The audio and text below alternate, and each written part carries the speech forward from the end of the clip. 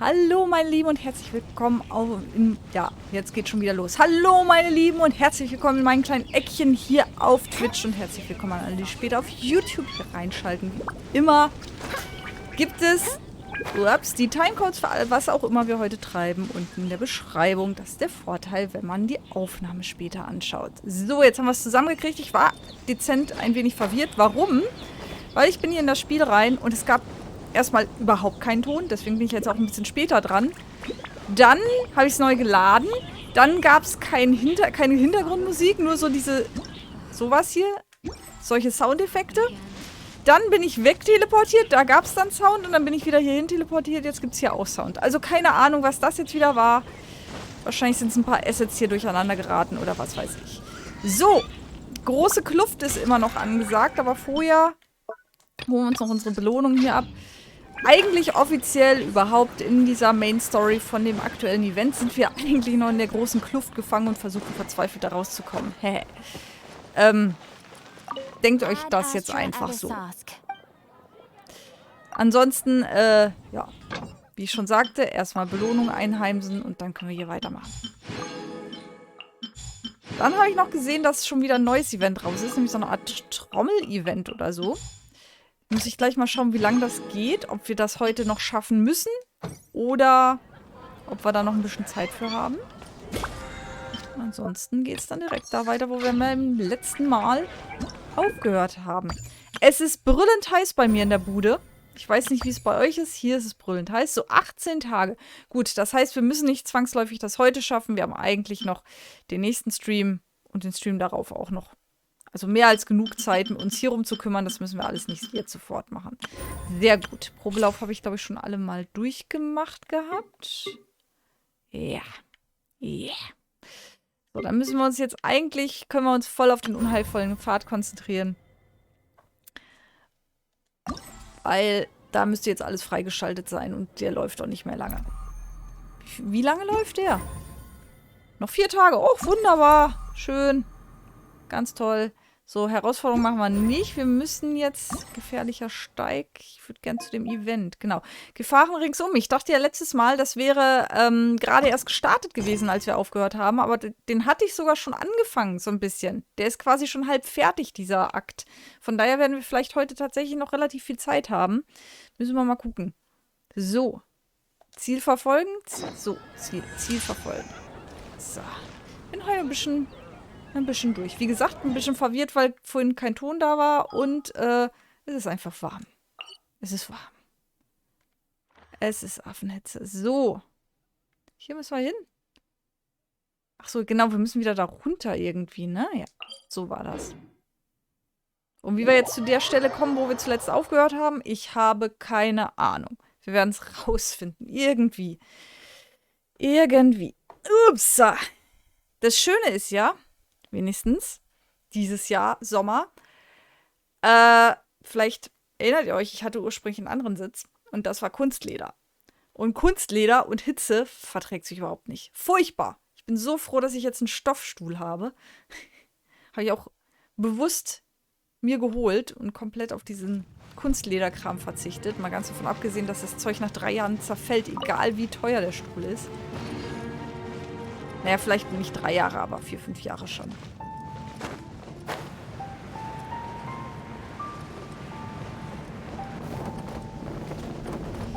Okay, jetzt bin ich mal gespannt, wie wir jetzt wirklich an die Stelle kommen, wo wir zuletzt waren.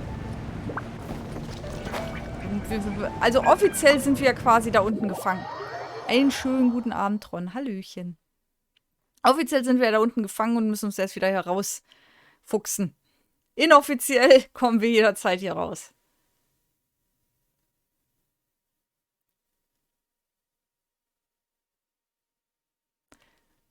Okay. So. Okay, das zeigt uns so ein bisschen den Weg.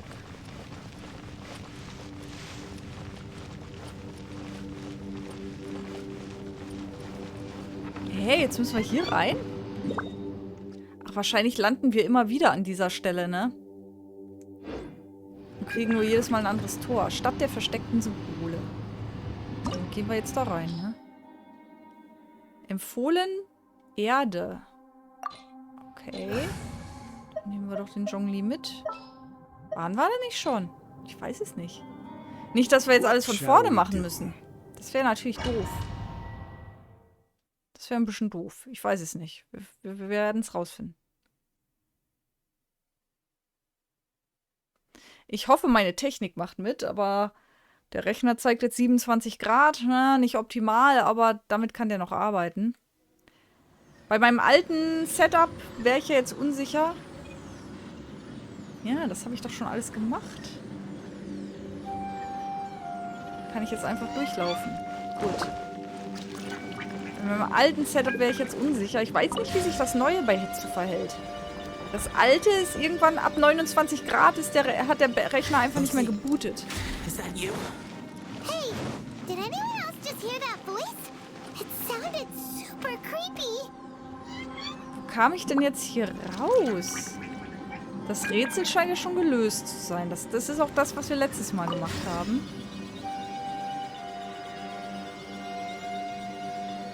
Aber wo kam ich denn jetzt hier raus? Vielleicht an der Stelle wieder? Ich weiß es nicht mehr.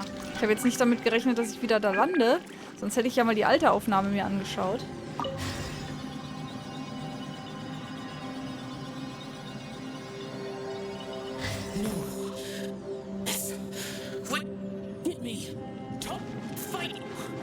Is some sort of battle taking place here?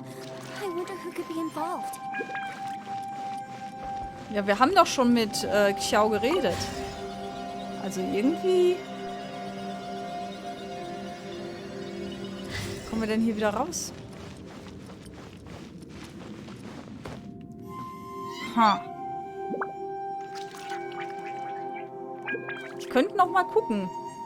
Habe ich hier irgendwo meine alte Aufnahme parat? Dann kann ich ja nachschauen. Ist ja alles kein Problem. Ja, ist nur auf dem anderen Bildschirm. Geil. Ey, nein, nicht. Fischl, was tust du?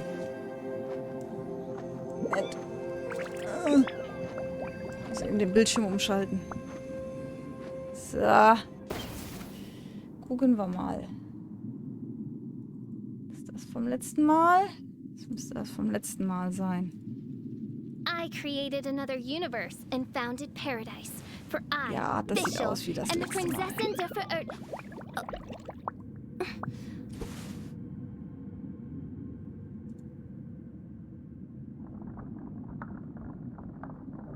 Hier habe ich es irgendwo.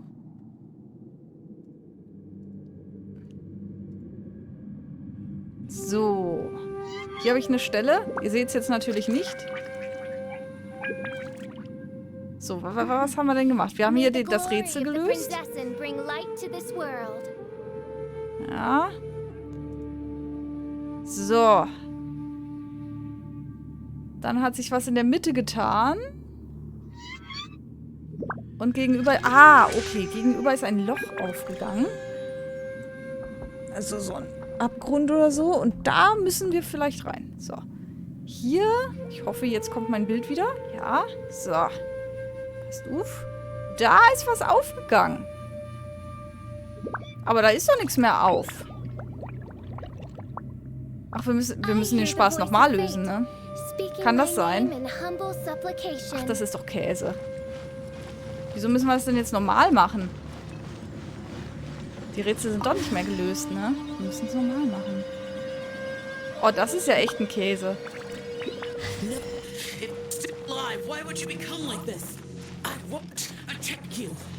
Gut, dann machen wir das jetzt normal, ne? Ja, Tatsache, wir müssen es normal machen. Och nö, das ist ja richtig Käse.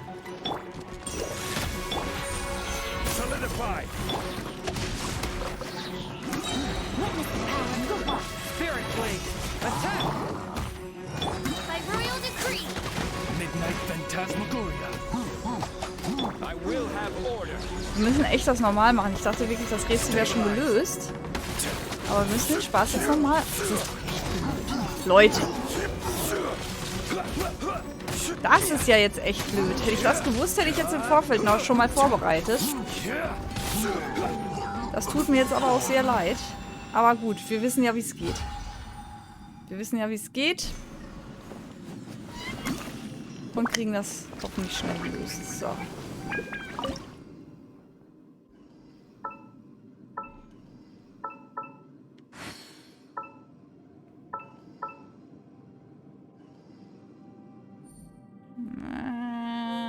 So.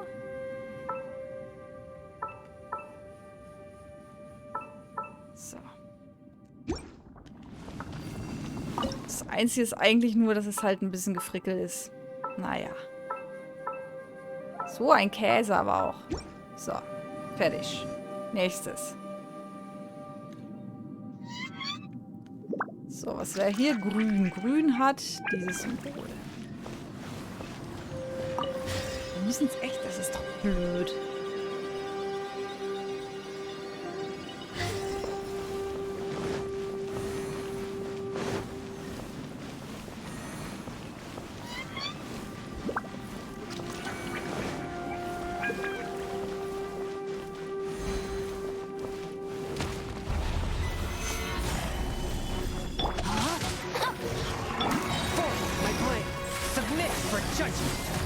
This is order.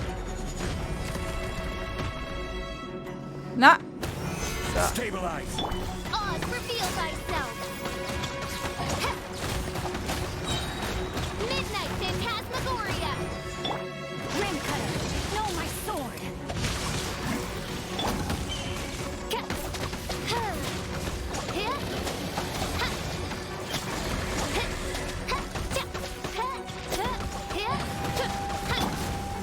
Stabilize. A touch of frost. From whence you came. Müssen wir den ganzen Käse nochmal machen?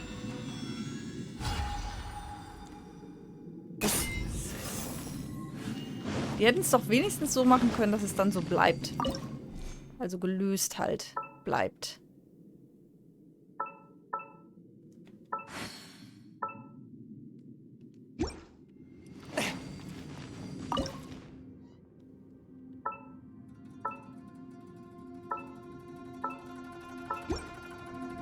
So.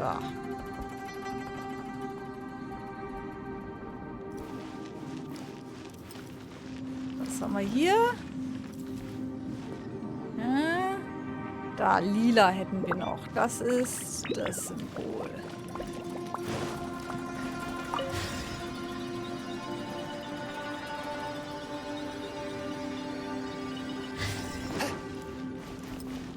Das.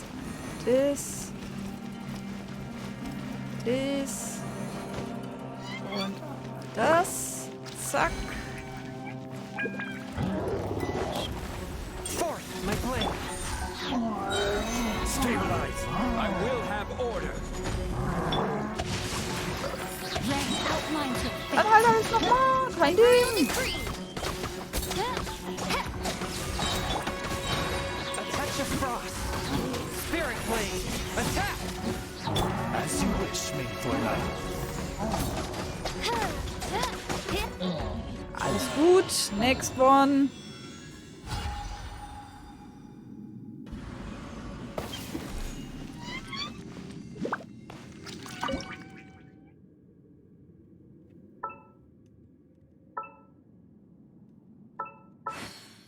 Das hatten wir doch alles schon.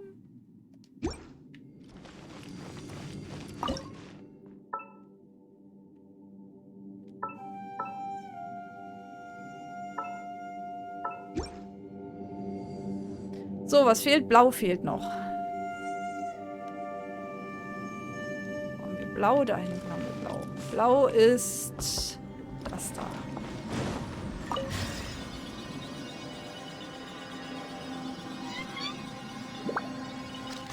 So. Blau müsste... Au! Das hier sein.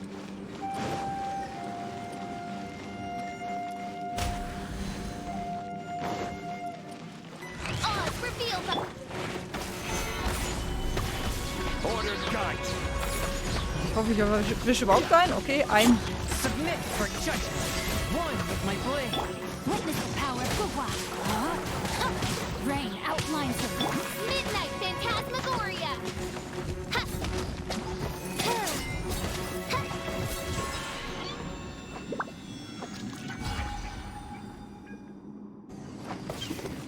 Mann, Mann, Mann, Mann, Mann.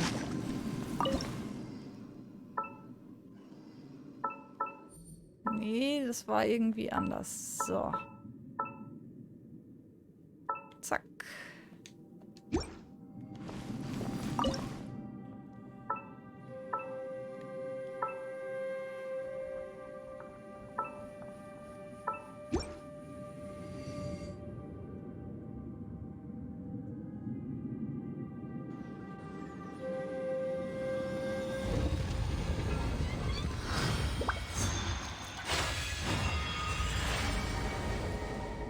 Genau so war das. Damn. Alles nochmal neu machen. Dass wir das alles nochmal machen müssen, ist schon irgendwie doof. Naja, gut. Lässt sich ja nicht ändern, wenn man hier rumjammert, ne? Nicht jammern, machen.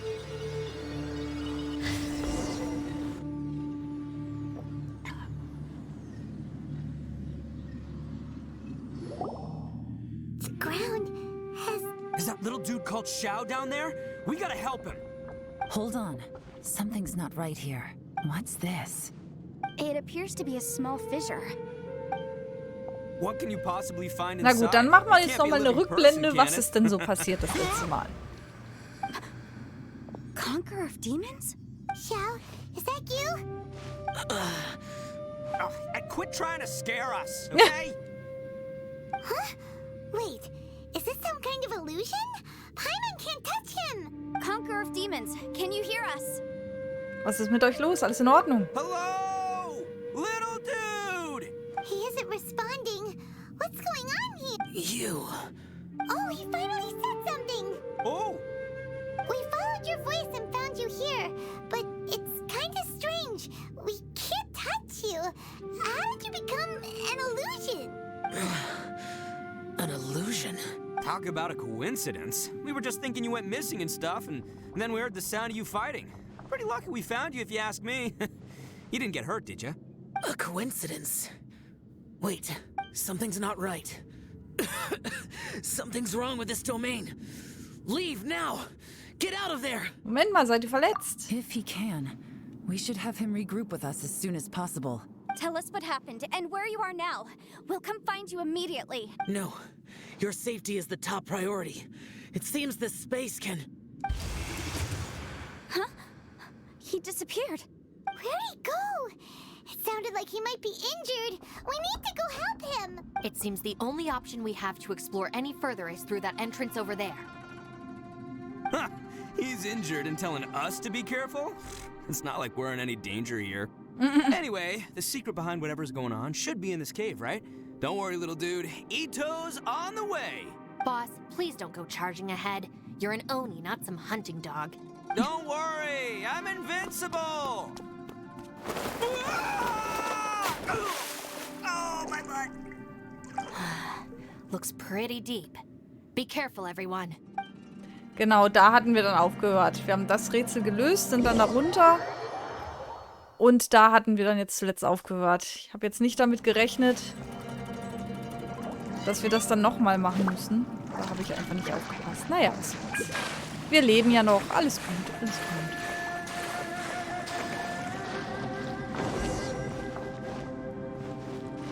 Ich habe gedacht, hier ginge das erst los, das Gefahren ringsum. Aber wie gesagt, einfach nicht aufgepasst.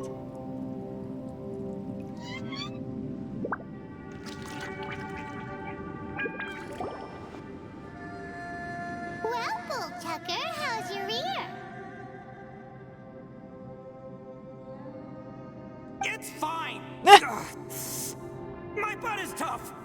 Go ahead, you can cry if it hurts. I promise I'll try not to laugh. What do you mean, try not to laugh? You should be feeling some serious sympathy for me right now. But wouldn't feeling sorry for you be a violation of your dignity? Besides, it's harder not to laugh when I'm not the one in pain.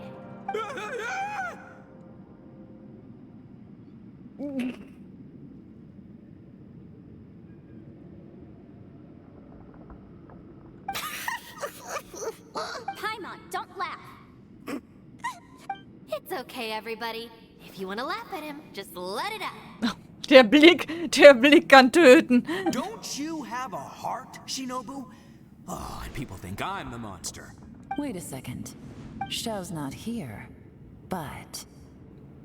Eine Tür? Seems a little out of place here, don't you think? Maybe it's some sort of, I don't know, an emergency shelter? There was a picture book I read once that said nice people sometimes build cabins in dangerous places so that anyone in trouble can take shelter inside. Our little dude must be inside then. Naja. Yeah. I wouldn't be too sure about that.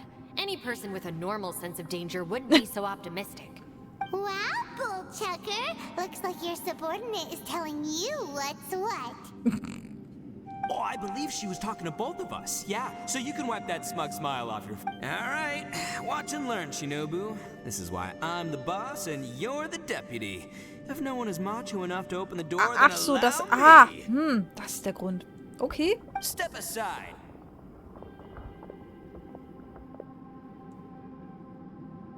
Once this door's open, we are out of here. Kamehameha. Jetzt tut ihm auch noch das Bein weh.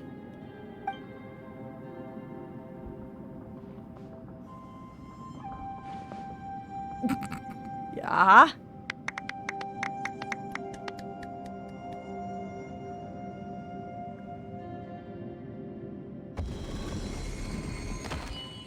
Da gibt es sogar Essen. Erdnüsse. Lecker. Eviloni, be gone. You hurt me. Get out of here. Ach, Bohnen, nicht Erdnüsse, wa? Am I seeing things? Or was there someone behind the door? Nah, can't be. You're just saying things. Why don't we just open the door again and see? Who? Me? Oh, all right. I'll open it again.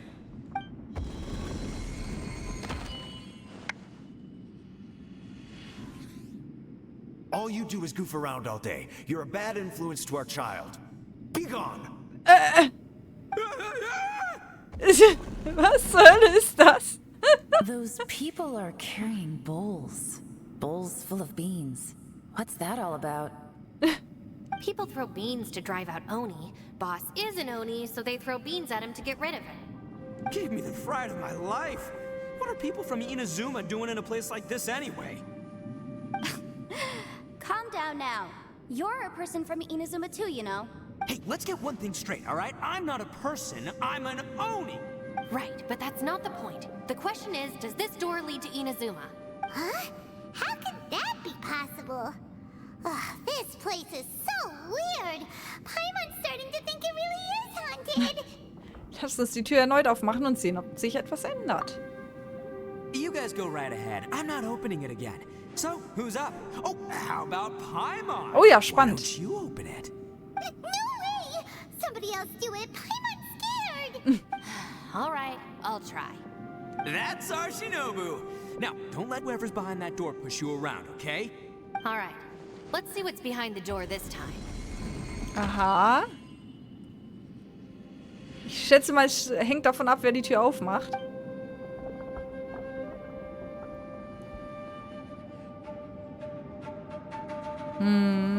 Still reading, Shinobu. Listen, young lady. You should keep your nose out of those books and start taking my advice. I've already found you a perfectly good job as a shrine maiden at the Grand Narukami Shrine. You'll be far better off there than...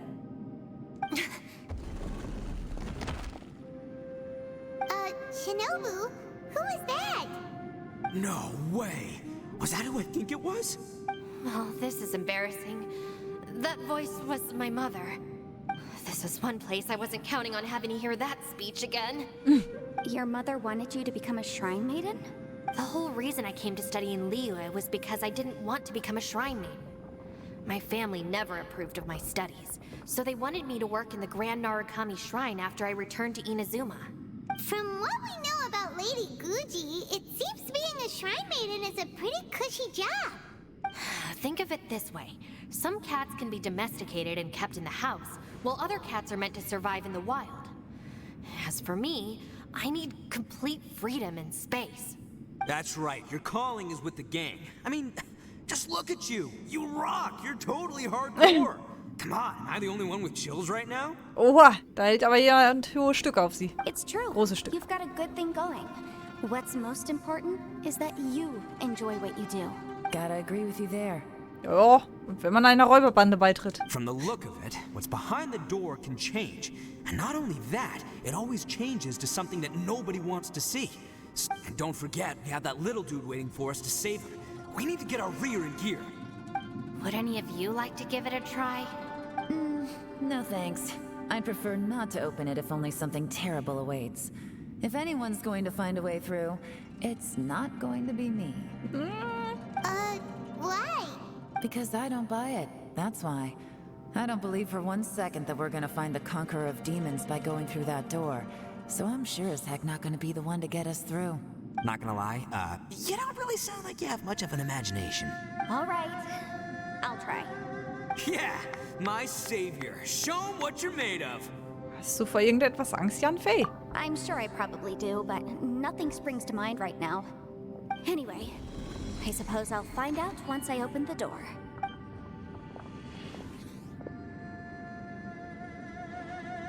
You old geezer. Out of 8 pounds of salt, today you gave away 3 for free, sold 2, and exchanged 3 for booze. How much money did you actually make in the end? Huh? But didn't you tell me to sell things as I pleased? Why can't I give the customers something for free? You fool! You told the old man next door to come and fetch the salt. Well, he broke his leg on the way over, and now his son is asking for compensation. Seriously.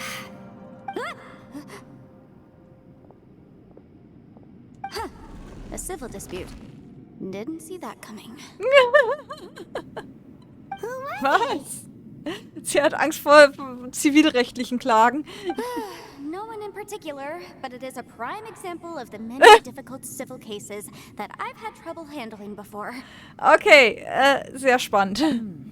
So you mean you don't like handling disputes over petty matters? Not exactly. What I mean is that I don't like working with people who cannot let go of trivial grievances, especially of the kind you saw just now. They start with good intentions, but end up making a big fuss. Okay. It's not long before those good intentions plunge into injury and accidents. It's always a shame. It's my desire to solve problems for people. That's why I became a legal advisor. It just seems that I still can't fully comprehend the complicated minds of some people. Oh. Ist das nicht irgendwie so ihr Job, das zu können? Würde ich jetzt so I verstehen. understand what you mean. The human mind is probably both the most complicated and tragic of things. I suppose there's no need to discuss this any further. Does anyone else want to try the door? Don't look at me. I told you, I'm not taking a chance with Ach that komm, thing. ist eigentlich so. Come on, Yelan. We're a team here. If you're not gonna try, then at least give us a convincing reason why. Wieso Paimon wollte doch auch nicht. In that case, let me be perfectly clear. I serve Ningguang, the Tianquan of the Qixing. The scope of my work includes some of Liyue's biggest secrets. The chances are, if I open this door, there can be no witnesses left alive. Is that a sufficient reason for you? Okay, ich sag ja. Oh, yeah, sounds impressive. Hey, Shinobu, who's Ningguang? She's someone who won't let you walk out of the chasm alive if she finds out that you're prying into her secrets. Boss, you really do need to work on learning who's who in the world these days. Look, I knows what I needs to knows. It's called being a free Oni. Oh, now Paimon gets it. Yelan works for Ningguang. Yes, which is precisely why I was trying to keep her secret. We should avoid letting Yelan open this door. What about you, Traveler? Would you like to try? Naja. Yeah, go for it, Traveler. Besides, you never know who could be behind that door. Maybe it could even be Xiao. I say give it a shot. Who knows? Maybe little dude is waiting for us on the other side. Eine vermisste Person. Davon abgesehen bin ich ständig auf der Suche nach jemandem. So, wait. What's Paimon looking at? Ist das der Abgrund?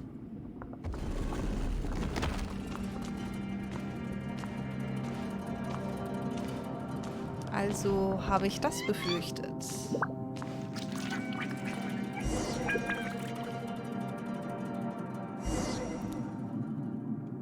Flieh!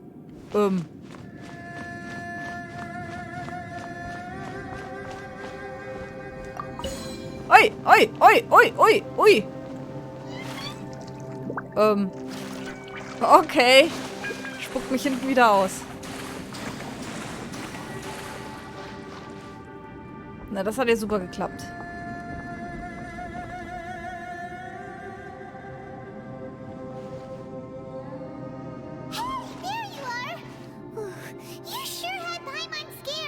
Überraschung! We couldn't open the door after you went in. Everyone was super worried about you. Are you okay? Did you find anything, Traveler? So, did you find the person we want to rescue inside? Nein.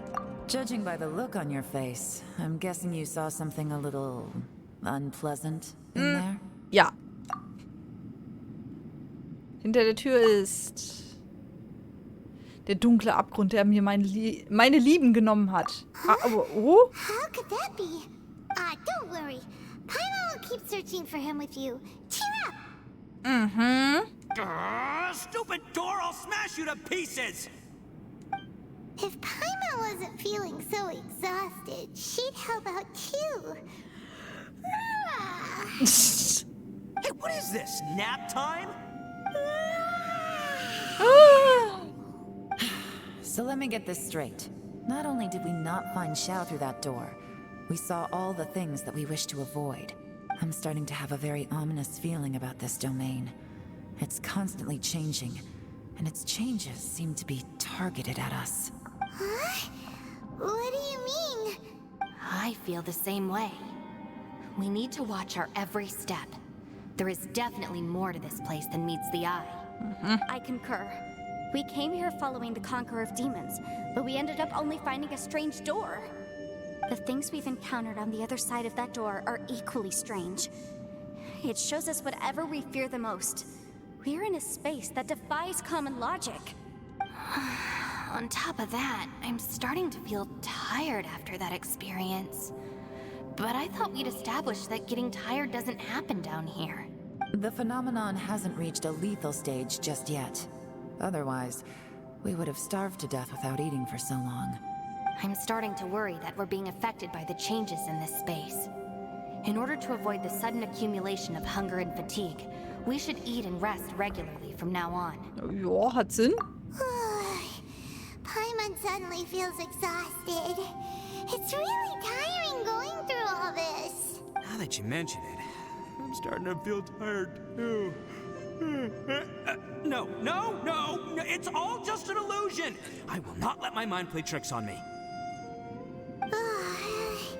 Paimon's whole body just feels so heavy now. Yeah.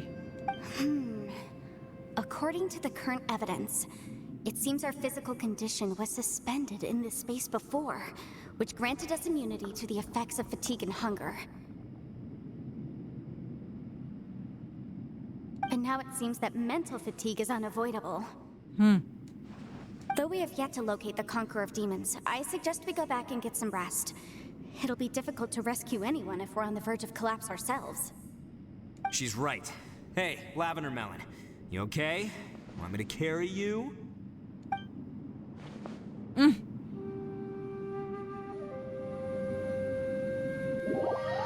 Okay. Das hätte ich auch das letzte Mal noch machen können. Naja. Okay. Die deutsche Übersetzung ist wieder ein bisschen missverständlich, fürchte ich. Aber wir fassen zusammen, körperlich stagnieren sie anscheinend nicht unbedingt, aber sie haben eine geistige, ja, Ermüdung. Oder so. Psychisch werden sie müde.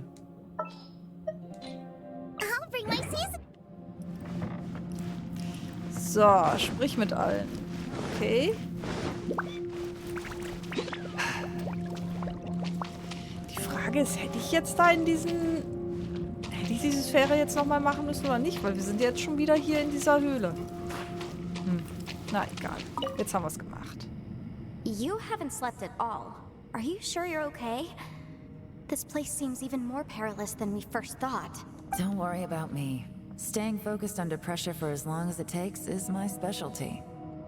Now, if I'm not mistaken, looks like you've got some new ideas. How could you tell? It's my job to keep tabs on people. I figured as much. They're just preliminary ideas at this point, but I haven't completely thought them through yet. Sure, sounds good. I also have some ideas of my own. I'll fill you in after I've confirmed some things. Was für ein überzeugendes Gespräch. You think so? As they say, 2 heads are always better than 1.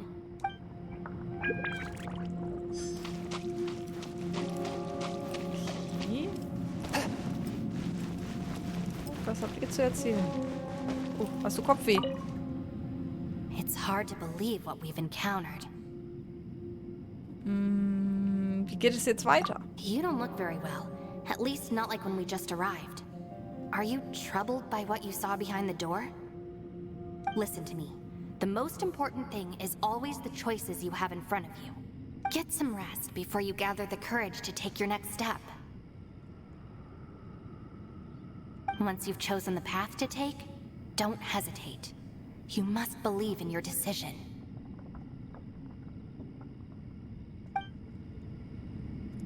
Okay. Ein bisschen Mut zu sprechen hier. Bushi, you sure you can't find a way back to that door again?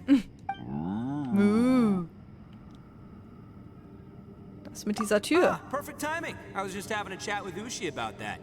You know what? I can handle those mean people behind the door throwing beans at me, but causing trouble for you? Nuh-uh. That ain't gonna fly with this guy. What? There's nothing we can do? Listen here, Beefcake. You shouldn't give up so easily. Spricht er immer noch mit der Kuh? Can't you have one last look for it? If you really can't find it, we'll just have to find another door. With any luck, one that connects to the outside world. By the way, Traveler, if you have a moment, could you do me a favor? I'd like to discuss something with you. Please, come meet me over there. Hä? Wo soll ich hin?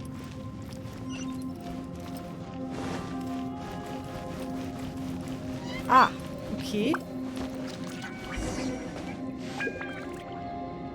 Thanks for coming to speak with me, Traveler. I've been thinking about this place. Since we still don't know just what kind of danger we're up against, we can't afford to delay any longer. We have to find the Conqueror of Demons as soon as possible. Das denke ich auch. Don't you think it's a strange coincidence that as soon as you told us about the Conqueror of Demons, we heard his voice in that place? It almost seems deliberate. As if something was trying to convince us that the Conqueror of Demons was there in order to lure us into the unknown. I have a theory, but I can't tell the others just yet. I don't want anyone to panic. Judging from the Conqueror of Demons' reactions, I think that he was somewhere else, but his voice and image were projected to our location. Is it possible that we've entered into a chaotic space? Durcheinander bedeutet? We're seeing things in people that shouldn't be here, even ghosts. And we don't feel hungry because the state of our bodies is suspended. It's as if time itself has stopped for us. If that's true, it means we've entered into a place where normal logic doesn't apply. When you put it all together, everything points towards one possibility. This is a place where time and space are thrown into chaos. Heißt, dass wir ihn an diesem Tag am Eingang der Sphäre gesehen haben. Er ist auch nicht den gleichen Weg gegangen wie wir. And yet, if it's truly chaotic, how did we find our friend's voice even when we had no idea where he was? It doesn't make any sense, unless this space wanted us to hear it. Which brings me to my next point. I also have a theory about our encounter with the Conqueror of Demons earlier. I submit that we didn't actually see the Conqueror of Demons. He was somewhere else. But his status was transmitted to us through some kind of mind-bending spatial alteration. Wenn du das glaubst. Traveler, you said you saw the abyss in that room, didn't you? At first glance, that door may seem like a prank. It shows you whatever you're afraid of, but if it manages to lure you inside, there's no way of knowing what might be in there. One minute, it's playing a joke to get you to lower your guard. The next, the danger is real, and this space is a powerful opponent. It wants to use our minds against us. But I'm not gonna sit here and do nothing. Do you remember that small spatial rift next to the dissolving ground?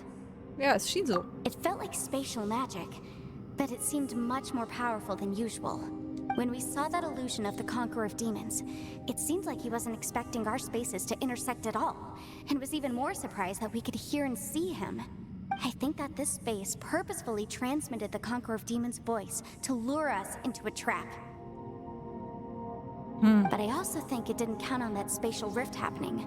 In other words, the fact that we saw and spoke with the Conqueror of Demons was never part of its plan. Deswegen wurde alles unterbrochen? Yes. Also, I had a good look around after coming back. I have a feeling that these chaotic spaces are constantly intersecting with each other, meaning that anything is possible. I think this gives us an opportunity. If the space creates phenomena meant to deceive us based on our imaginations, then we have to keep imagining, Traveler. If we try to stay calm and listen carefully, maybe, just maybe, we'll hear the Conqueror of Demons' voice again. Can you feel that? Let me see. I think it's here. And break! Oh! I secretly learned Yelan's illusion-breaking method without her knowing. Really didn't expect that to work. The sound came from behind this illusion. Let's go in and take a look.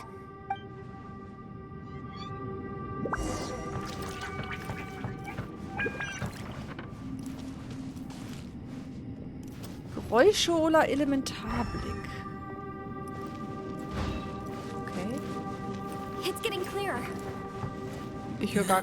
Ah. This is the castle. What did Licht go through here? Just in that battle. Here's the... What is he doing here? The one I... The voice is much clearer now. We're close.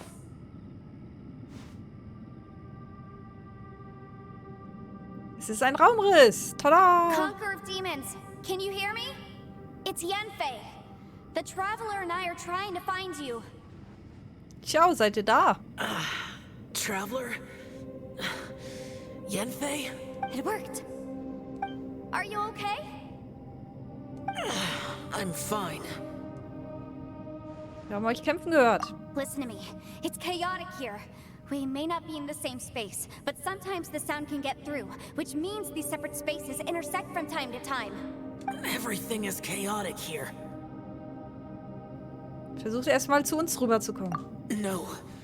Nicht? The darkness that sullies my soul is harmful to mortals. Right now, we have more dangerous things to worry about than that. This space is using our urge to find you to lure us into traps. Without you here with us, our search for you could very well lead us into danger. So, you're in danger too? Sagt auch. Aha.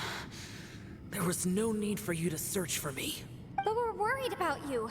And earlier, the Traveler was tricked into entering a dangerous place. Ja, ja. Denkt doch mal einer an mich, das ist wahr. How do we meet? Conqueror of Demons, can you find out where our voices are coming from? Find the spot where our voices are the clearest and try... something there. It might work. Probier irgendwas. I see. Klingt nach einem The Plan. spaces may intersect amidst the chaos.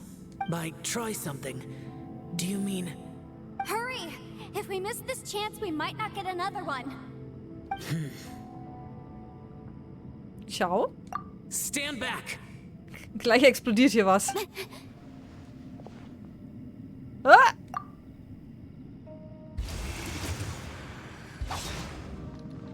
Oh, sieht auch gut aus.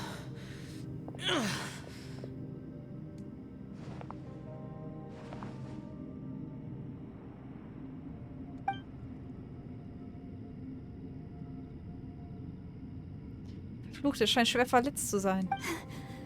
Let's get him back to the camp.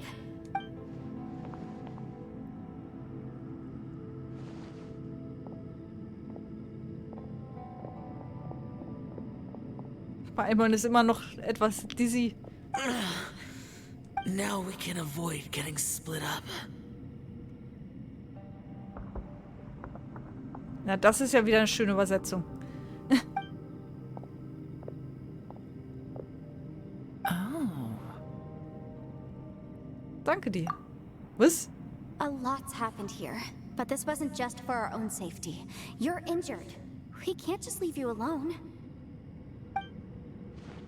It's just a flesh wound. Ist nur eine I'm fine. Fleischwunde. I shouldn't let myself be a burden to you. You're not a burden. Don't think that for 1 second. We need you, all of us. For our sake, please, stay here. Fine. As you wish. You're injured. Get some rest. Everything else can wait. Sobald ihr euch besser fühlt. Xiao macht die Augen zu und scheint sich auszuruhen. Ob er letztendlich eingeschlafen ist, kann man nicht erkennen. Eine solche Szene ist ziemlich überraschend. Kann dieser ruhelose Yaksha auch träumen? Who knows? Aha. Wo haben wir das jetzt bekommen? Keine Angst vor Hindernissen. Durchbrich die Hindernisse in Unheilvoller Pfad und triff dich mit Xiao. Ja, na gut. Haben wir jetzt eine neue Gefahren? Ne, wir sind immer noch bei Gefahren ringsum. Okay. Wo ist Yelan?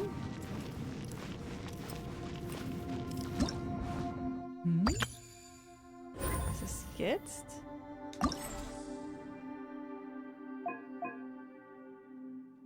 Herausforderungsbelohnung. Aha. Hä? Hatten wir das? Statt der versteckten Symbol. Wie auch immer. Wir haben es anscheinend verstanden.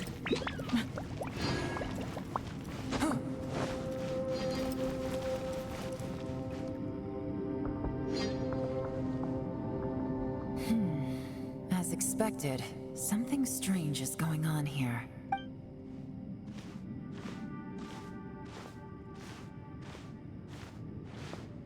Oh, Traveler? You're both here. Great. I want to talk to you. Dann unterhalten wir uns zusammen. Lass uns die Informationen zusammenstellen. I also felt that the space was targeting us, but Yanfei managed to exploit its weakness. Leave it to Yanfei to find a loophole. Based on what just happened, we can now confirm our suspicions that space and time function chaotically here.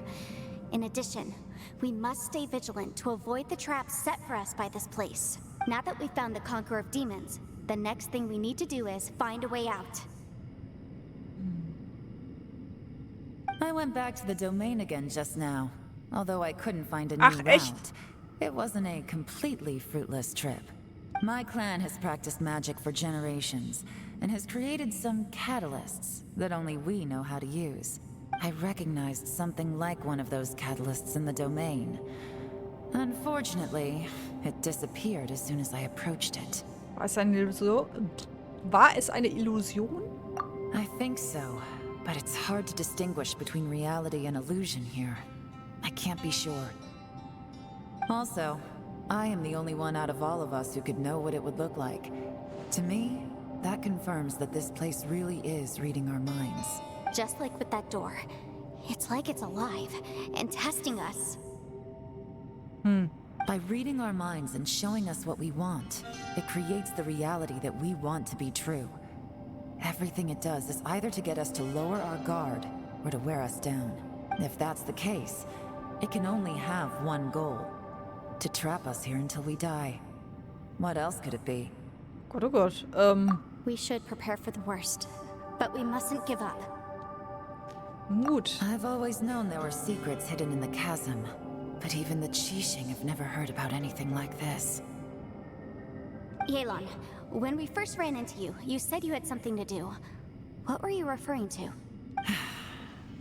I was looking for the truth behind the monster invasion from Conria. Kanria? Please keep everything I'm about to say to yourselves. No one else can know. Otherwise. We got it.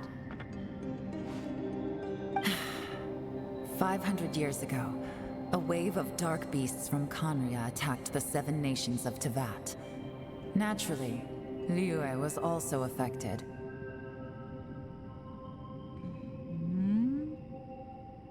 Okay, jetzt müssen wir aufpassen. Under Rex Lapis's command, the Millelith fought hard to hold the front line near the chasm. But these were vicious beasts, and this was the most desperate battle Liyue had ever faced. At a critical moment, someone distracted the monsters and led them away. Just when all hope seemed lost, the tide turned. The Liyue army eventually won the war, but there were many who never returned. 2 of my ancestors took part in that war, and the one who made it back went insane. Everything about it was strange. The current generation of Qixing knows very little about these events, and very few came back from the chasm alive. Finding out the truth has been a waiting game. The day the chasm was unsealed, I put in a request to be transferred here, so I could finally learn the truth of what happened back then. But this place we've ended up in, and the possibilities we're facing, it's all far more terrifying than I'd imagined.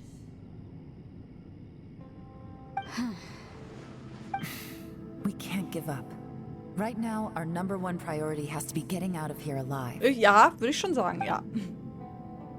Große Kluft, Kanria, was geschah vor 500 Jahren? Was hat Xiao in dem Raum gesehen? Gegen wen kämpfte er? Können wir es wirklich schaffen, sich herauszukommen?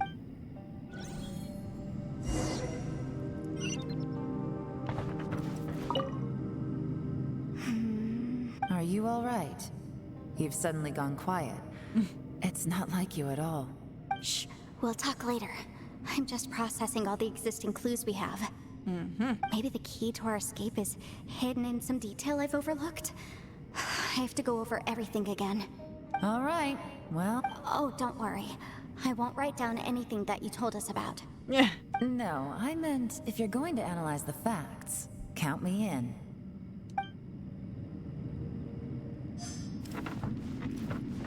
Wo sind die anderen? So ein kleines Gebiet und ich verlaufe mich trotzdem ständig. So.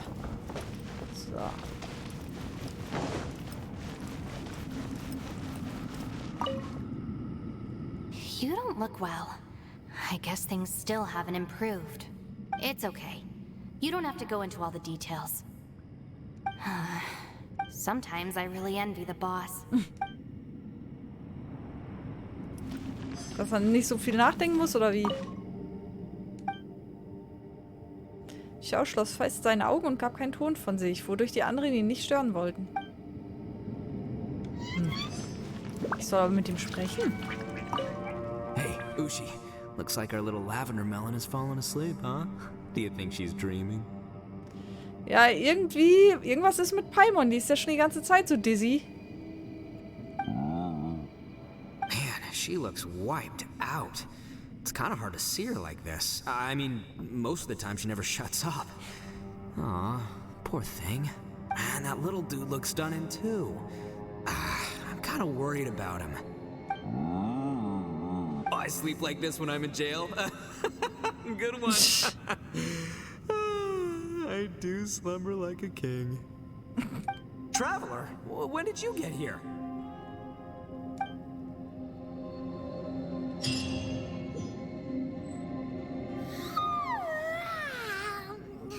Wait, where are we? Wir sind immer noch im Untergrund. Paimon, fühlst du dich besser? Yep, way better. Paimon just got a little fright because she's never seen a crazy place like this before. Who would have thought the best guide in all of Tibet could end up so out of their depth? Müdigkeit, Angst, beides ist normal. Yeah. So anyway, Paimon just had the weirdest dream. There were cattle mooing constantly. Moo. Yeah, just like that. Aw,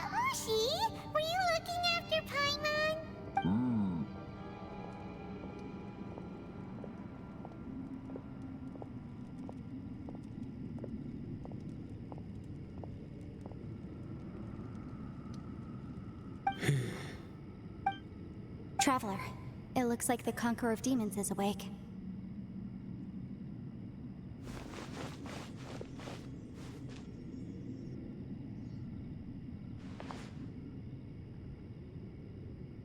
Wie fühlt ihr euch? I'm fine. Don't worry.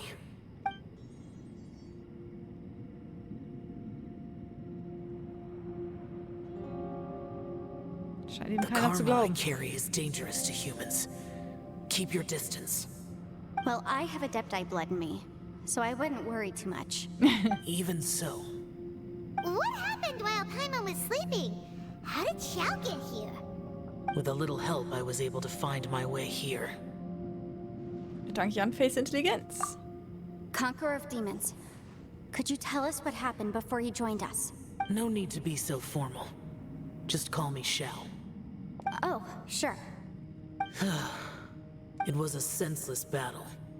I came here looking for someone, but when I found them, they weren't anything like how I expected. Madame Ping says that you usually base yourself at Wangshuin to guard the main road through Dihua Marsh. It's unusual for you to go looking for someone yourself. Are they an Adeptus? I'm looking for a Yaksha called Bosacius. Bosacius. Dieser Name kommt mir irgendwie bekannt vor. Ja? Bosacius? Is that one of the 5 Yakshas, like you? I thought that you were the only one left. Aren't the other 4... gone from the world? You could say that. But Bosacius's body is the only one that was never found. Yakshas deal with God's remains all the time, and we become tainted by karma. Over time, it inevitably drives us to madness. The last time I saw Bosacius, it was the day he lost his mind. He left. No one knew where he went, and I never heard from him again. But Bosacius was the eldest of us. He once told us, as Yakshas we will experience countless wars. Whether we live or die, we must promise to take care of each other. And Did he forget his promise because he lost his sanity? it's possible, but I did not. I am the sole survivor, so it is my duty to find out the fates of the others. What made you come to the chasm? Did you hear something about Bosacius being here? Did you know that 500 years ago, the beasts of Conria invaded the chasm? Ich habe davon gehört. So zufällig. That war lasted a long time. It is said that in the midst of the battle, a brave Yaksha was seen putting up a heroic fight. But no one knew the Yaksha's name. But there were many more than 5 Yakshas in total, so there's no guarantee it was Bosacius. Wow. But you must think it was probably him if you came here to investigate, right? I am by no means certain, and I didn't have any other clues except for this one. But Bosacius was proud. If he had taken part in that war, he would have announced his name. So at first, I thought the nameless Yaksha couldn't be him. Okay, hallo Leute, ich bin Bosacius. Ich nehme jetzt euch alle auseinander. Oder so. Wait, so it was Bosacius you were fighting with? Did he injure you? Yes. Ach. No way! The invasion of monsters from Conria, the battle in the chasm, and Yelan's ancestor. I have a feeling that somehow these are all connected. Life is full of coincidences, but this is too much of a coincidence. Could this all be related to the fantastic compass mentioned in the will, too? What will? Oh, right. I came here because of a will. Maybe Stimmt, it's da not war something was. we've Schon come ganz across much verdrängt. before. But both mortals and Adepti sometimes write out their final wishes so somebody else will carry them out after they've passed. It's known as a last will and testament.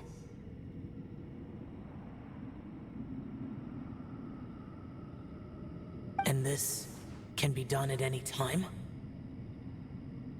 Whoa, whoa! You wanna write a will? Now? It was no accident that you saw my illusion that day.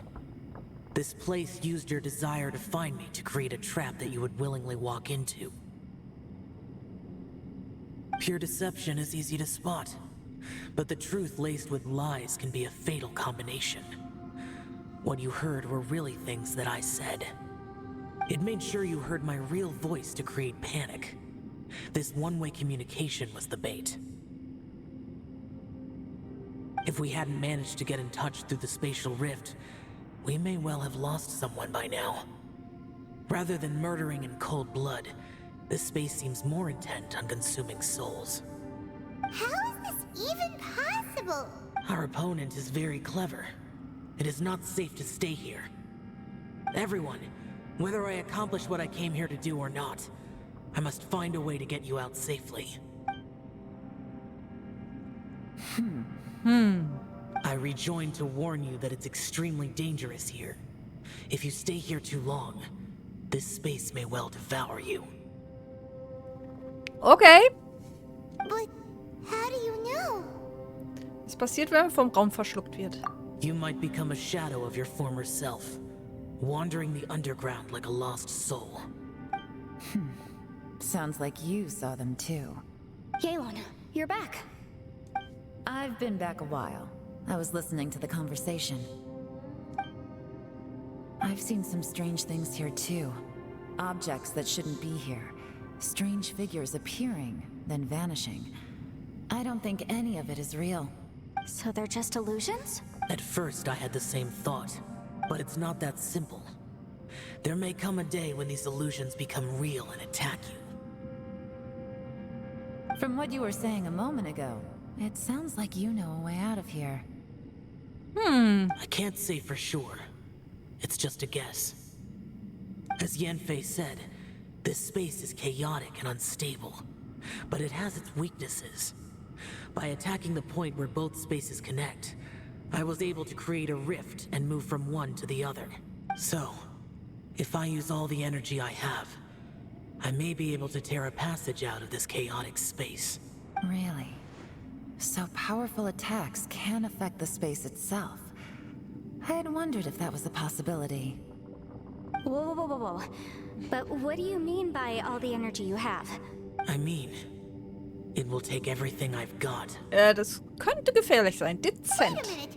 When you said you were gonna get us out safely, you mean you're gonna stay here? Nein. You can't be serious. I saw Bosacius underground. That's when I realized the horror of this place. A single blast can only create a very small opening. To send you back to the outside world, I may need to continuously channel power in order to keep the tunnel open. Ooh. I know how to fight to the bitter end. I can do this. Mit so einer Mühe werdet ihr. No. No way. Even if what you're saying is true, I can't agree to this. I'm not neither. It's not much of an escape plan if we gotta leave someone behind. Der Klassiker, der Klassiker. Wir sollten zusammen rauskommen. It's only a good or bad plan if there are other options to compare it to. But that's not the situation we're in right now. I doubt you'd still be stuck here if anyone had a better idea. But can you be certain that your plan will work? I cannot.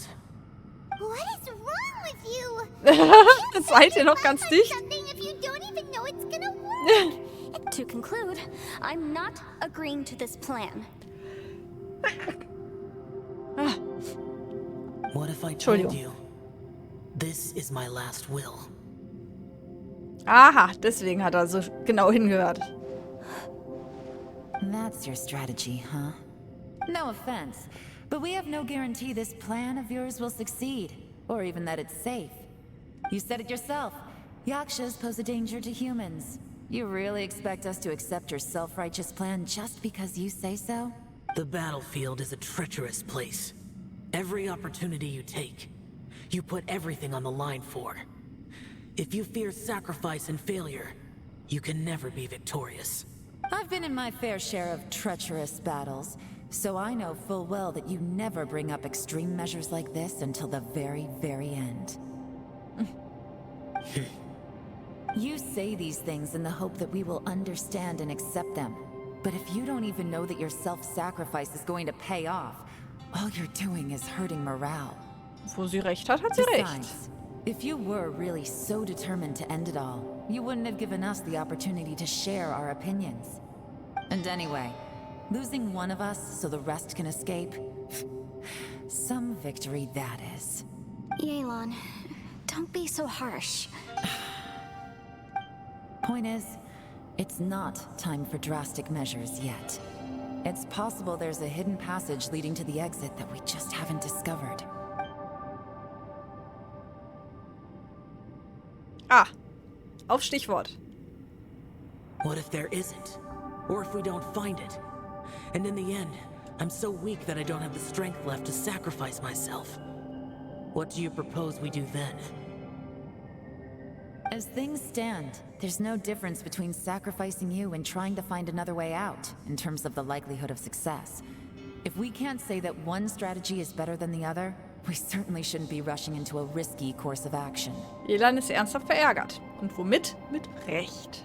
Did someone say a strong enough strike can break us out of this place? Yeah, that's right. I heard ya. No one's staying behind to let anyone else out, all right?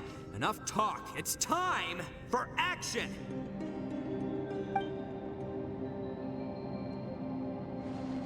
Come on, whatever you are! Let's see how long you manage to keep us trapped in here after I'm finished with you! Easy now. Vielleicht funktioniert's, wer weiß. Have a taste of this!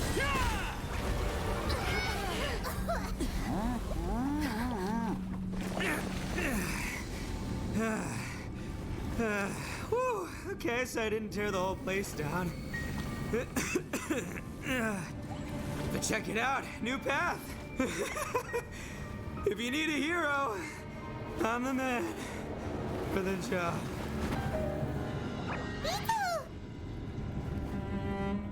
Should have seen this coming. Vielleicht hätte er ein bisschen drüber nachdenken sollen vorher. Why do you always have to do things like this? Shinobu. What happened to Itto? Did he pass out? Nö. The boss used up all his strength in one punch. Maybe that's the reason he managed to tear open a passage. Let me see if there's any way I can stabilize it. He did this because he heard us arguing, right? The thing with Boss is, he just can't stand conflict between teammates. Whenever we get into an argument in the Arataki gang, he always goes and does something shocking to calm everyone down. Okay.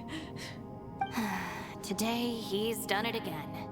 He may not have known you for very long, but when he said he sees everyone as part of the same team, he truly means that. Another thing with Boss is, he hates it when other people sacrifice themselves, but he always seems to end up doing it himself. That said, there's a slight distinction to be made with him.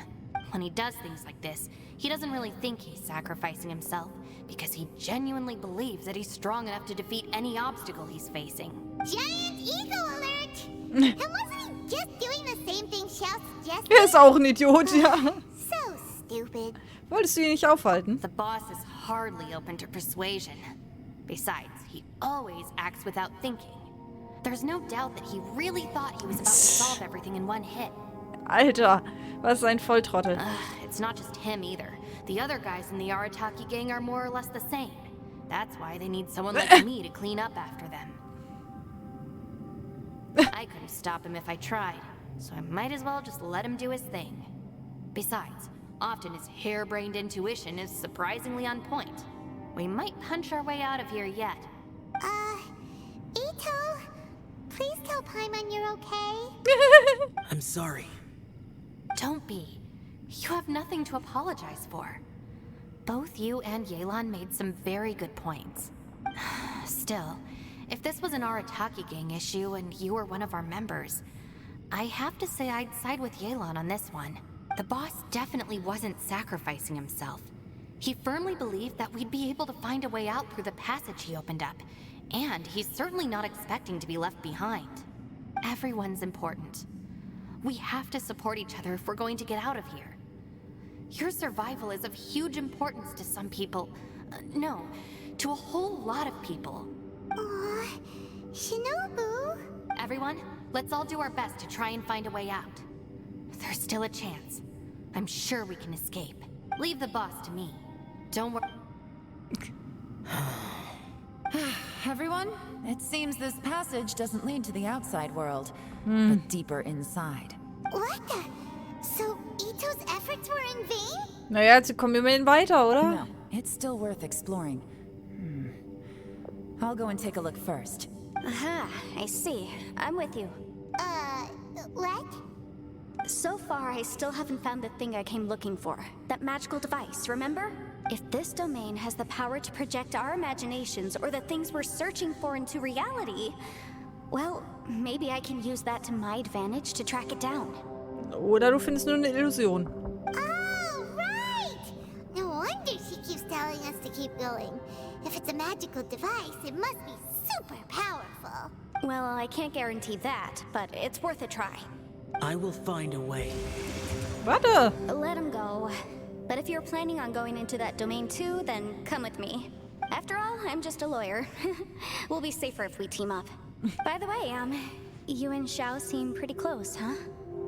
Yelan got a bit worked up just now, so I just wanted to apologize on her behalf. I have to say though, if Yelan hadn't spoken out like she did, I'm not sure she would have gotten through to him.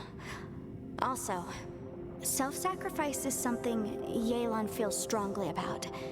She tried to stop whoever it was. From what I know, she's lost comrades in the line of duty before, and then was rescued herself. Maybe being a survivor is what makes her so against seeing other people sacrifice themselves. How can things ever be the same again, knowing that your life was saved when others weren't? In a way, salvation can also be a burden. If I were her, I'm not sure I would have done anything different. Oh, wait, 1 second. I'll be right there. Yeah! Bis jetzt? Right, that's much safer. Since Itto can't fight right now, I've cast a spell to protect you guys. Thank you, Senpai. Please, be careful. We will. Same to you. All right, Traveler, let's go.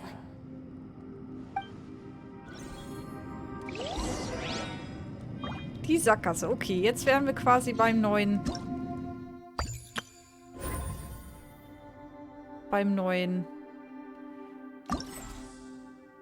Teil.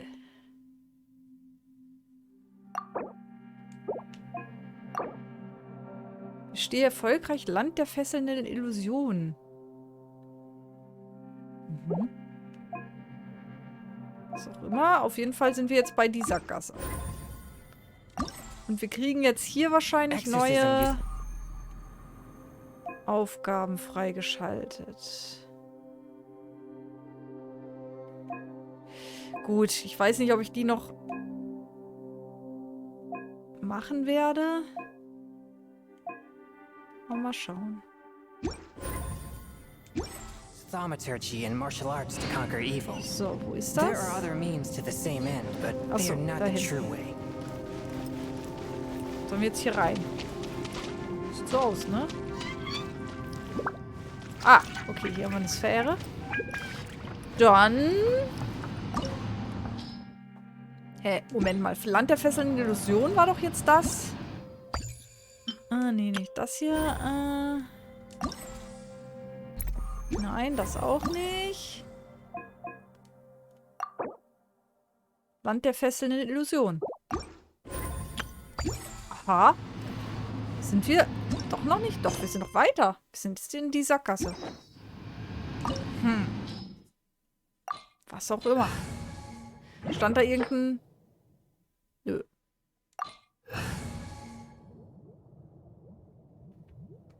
Ich glaube, ich nehme aber vorsichtshalber Zhongli mit. Falls wir noch irgendwelche stärkeren Kämpfe machen müssen. Einfach nur, um sicher zu gehen. Wird wahrscheinlich wieder eine Rätselsphäre sein, aber wer weiß.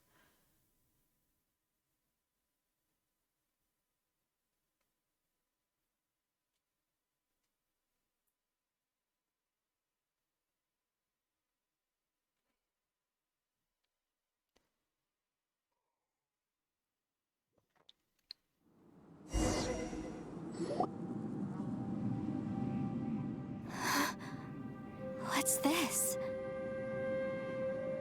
Zeit und Raum sind völlig durcheinander geraten. Look at that huge disc in the distance. Hold on. Oje. Is that the fantastic compass? Der ist größer als ein Kochtopf. What? That's the best description you can come up with? It's way, way bigger than that! Ja, ist es auch. Well, it seems our theory checked out. In my humble legal opinion, that's almost certainly the magical device I've been looking for. It really showed up. But if this really is the fantastic compass, it's so huge. How the heck am I gonna lug that back to my office? Gute Frage, ja. I mean, come on, Yanfei. Don't give up now. Let's investigate the area first. What the? Are they? Wie kommen die denn hierher? They look familiar. Oh yeah. I bumped into these rapscallions a few days ago.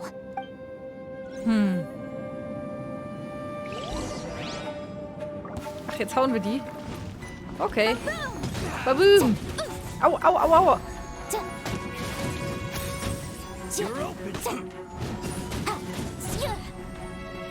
Motion to compel.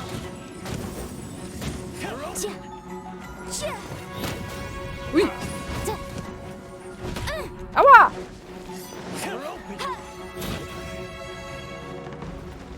Incinerate.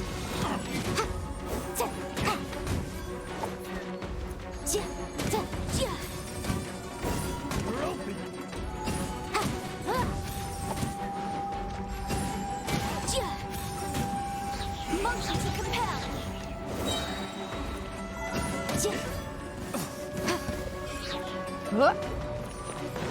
Komm mal irgendwie nicht dran. Hilfe!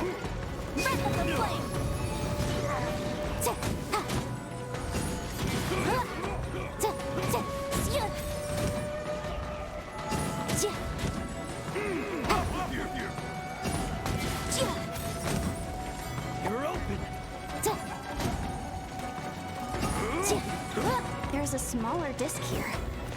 Judging from the appearance and design,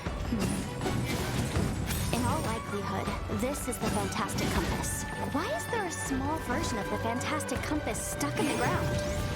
What's it for? Müssen wir da was mitmachen oder müssen wir die hier erstmal besiegen?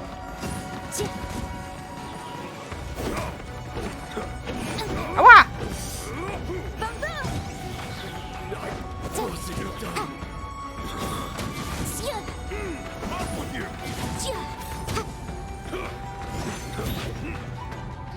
Okay, wir müssen sie erstmal besiegen. Alles gut, alles gut. Easy peasy. Just like last time. You know, when I ran into them before, I was working on a big commercial case. The defendant hired them to attack me, just to get back at me. Das Leben einer Rechtsberaterin ist so hart. Happens all the time. Luckily, I'm well trained in martial arts, so taking them down was a piece of cake. But these are the exact same guys as I met last time. Is this space recreating scenes from my memory? Maybe this is one of the ways our adversary intends to devour us. Unbelievable. Suche nach weiteren Hinweisen. Okay, hier haben wir jetzt was. Eine Notiz unbekannter Herkunft. Kommt da dran?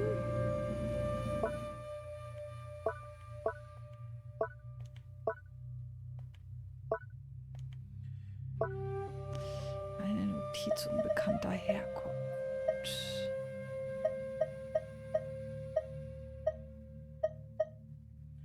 Ein Flugblatt vom Hina-Fanclub, ja.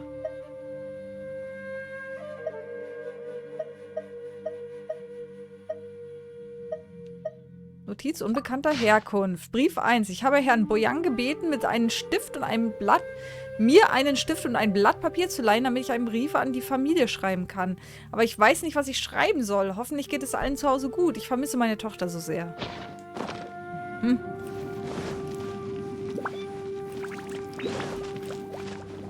Zeiger vorwärts drehen, Zeiger... Ach du Schande.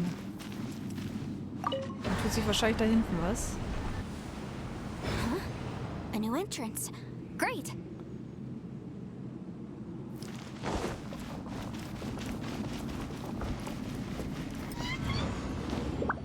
Whoa. Is this a tunnel? This is weird. It feels like it's connecting to another world. Or maybe another time.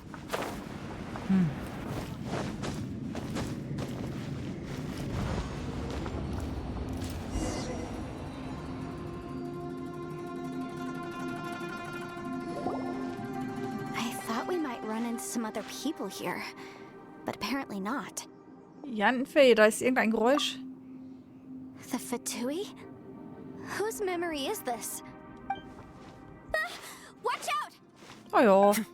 Just as I thought. Yelan, you're here. I will take you down no matter how many times you show up. Hey, relax. We're together now. So, jetzt dürfen wir Yelan spielen? Nee. Ah, Yanfei und Yelan.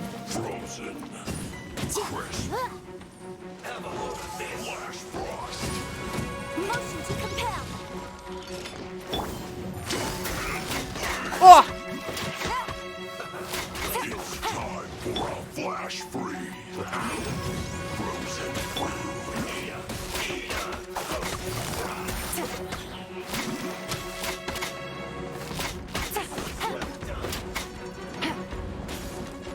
Lassen wir mal in Ruhe.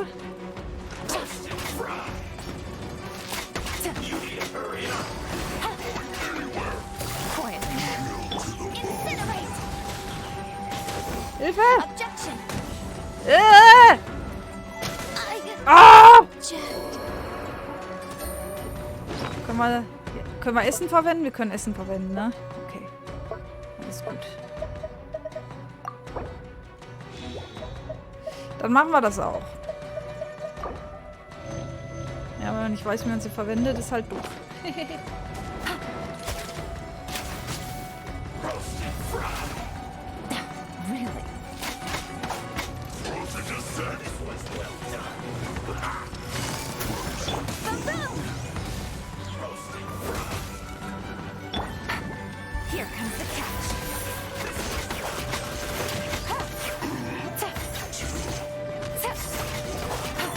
Ah, jetzt gibt's auf den Schnüss.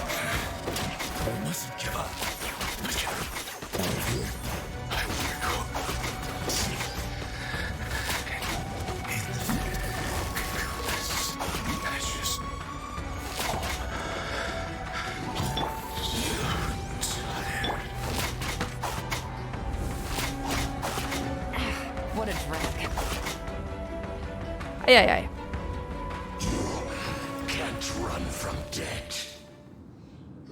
Amateurs. And still they dare to come after me. Kinderspiel. Okay. You've still got it. Diese Stimmen von ihm gerade. Remember how I said I'd seen some illusions myself? Those were the same words I heard last time. The space seems to be reproducing that memory. Now that you know, at least we're all on the same page. He said the word fantastic. Was he talking about the fantastic compass? Yanfei, see that thing on the ground? Yeah, we tinkered with it. That's how we met up with you. I guess it's a miniature version of the fantastic compass in the distance. It has a close connection to the entire space. It looks somewhat familiar. Let me think. Denk schneller. Wir basteln so lange schon mal. Was? Ach so. Dreh den Zeiger auf dem fantastischen Kompass. Je nach Bereich, wo er sich befindet, wird die Raumzeit in dieser Gegend anscheinend entsprechend verändert. Was dir ermöglicht, zu verschiedenen Zeitpunkten zu reisen.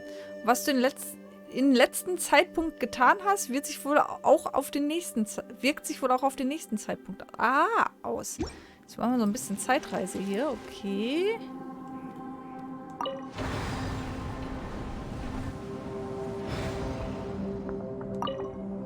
Aber weiter vorwärts oder rückwärts kann ich nicht.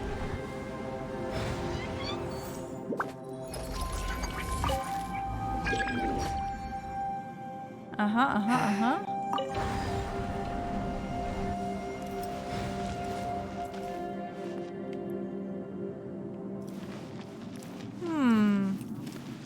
Also hier kommen wir zumindest nicht weiter. Ach, was haben wir denn hier? Notiz unbekannter Herkunft 2.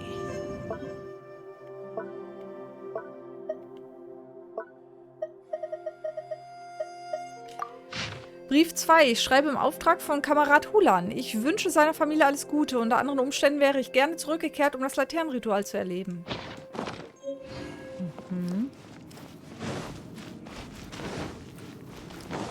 Jetzt bin ich mal gespannt.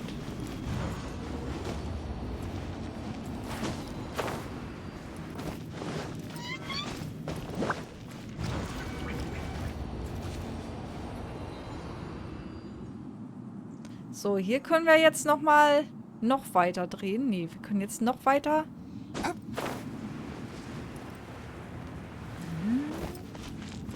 Aber ich habe doch vorhin auf den größeren Zeitpunkt gedreht. Jetzt ist der wieder auf dem kleinen. Aber hier ist das Tor offen.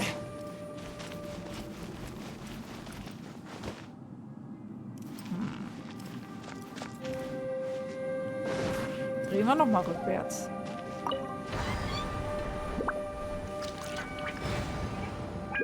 Nochmal? Aha. Okay. Also theoretisch geht es auch weiter, aber...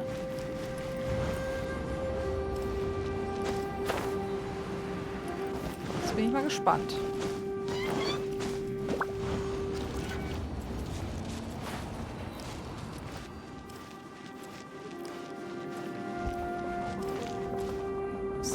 Jetzt ist er hier.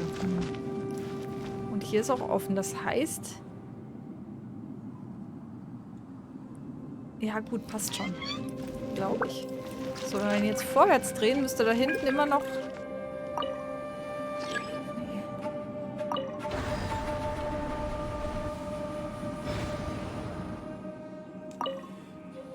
Die Sache ist, ich habe hier nur 2 Zeitpunkte, aber was ich genau hier tun kann...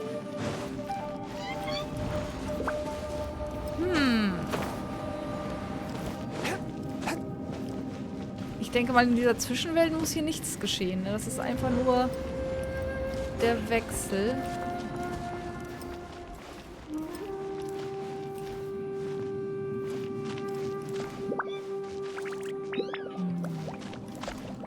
Jetzt ist es dunkel, kann das sein? Vorher war es hell, jetzt ist es dunkel. Und hier ist die Tür zu.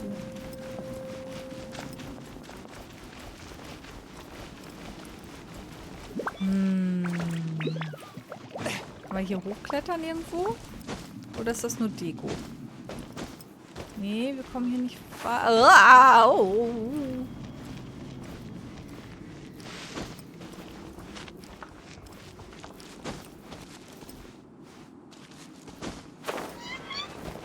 Okay, wir haben hier, der Zeiger wird ja blockiert. Von dem Zweig.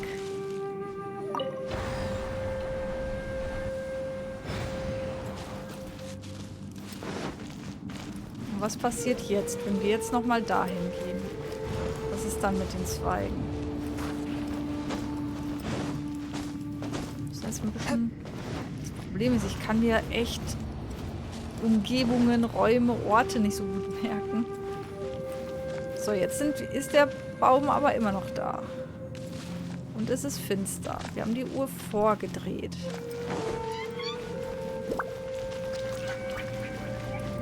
Ganz durchschaue ich das noch nicht. So,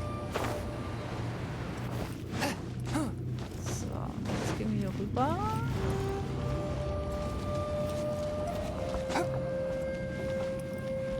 Zeit ist vorne. Es ist finster. Gut, okay.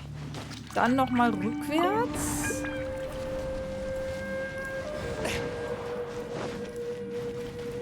Hier hin.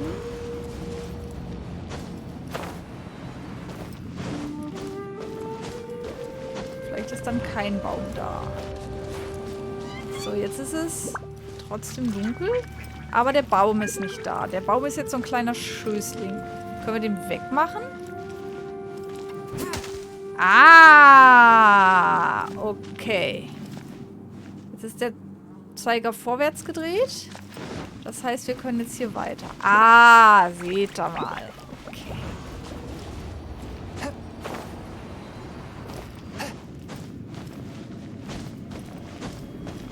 So, jetzt dürfte kein Baum den Zeiger hier aufhalten. Das heißt, wir können jetzt hier weiter. Genau. Das heißt, wir drehen die Zeit jetzt noch weiter vorwärts.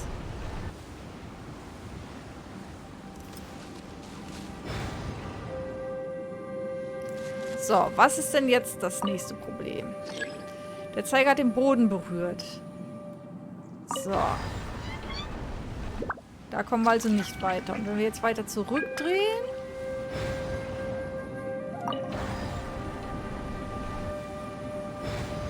Das heißt, als nächstes müssen wir doch eigentlich... So, der Zeiger hat den Boden berührt. Das heißt, wir müssen doch jetzt eigentlich dafür sorgen, dass die Scheibe aus dem Boden rauskommt. Oder sie ist jetzt schon draußen. Im nächsten Zeitpunkt. So. Das heißt... Oh, da wird's aber... Rot wird's da.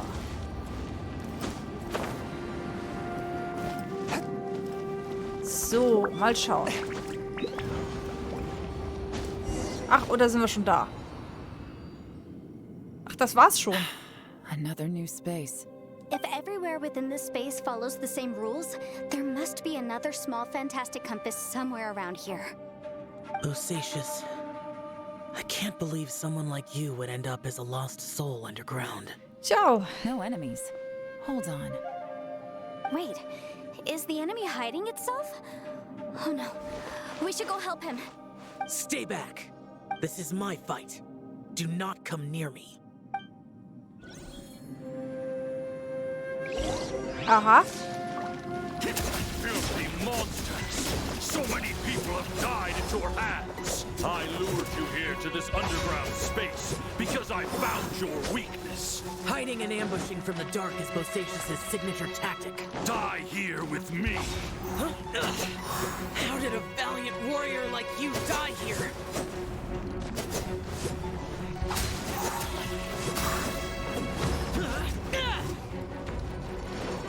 Uh-oh. This is not going well for Xiao. No matter. I know how this ends.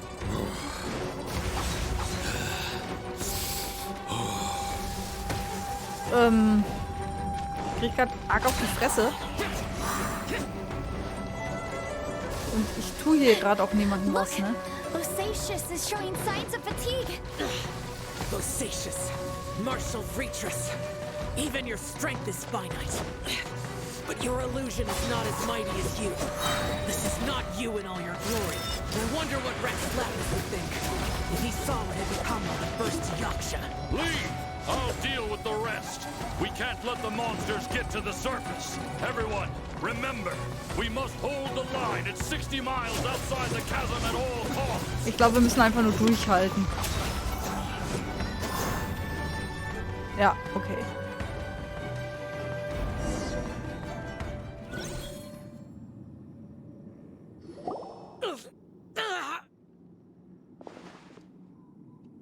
Enough! Phantom, be gone! Hey, hey, hey! Ruhig, Brauner, ruhig, Brauner. Xiao, are you okay? Eure Verletzung ist noch nicht verheilt und ihr kämpft schon wieder. This is my purpose. Don't worry about me. So your invisible opponent was the legendary Bosacious, Marshal Vitris? Yes. So excuse my stubbornness. Bosacious has been missing for centuries. This may have been the last time I will ever see him. He was saying something about holding the line at all costs. He fought here.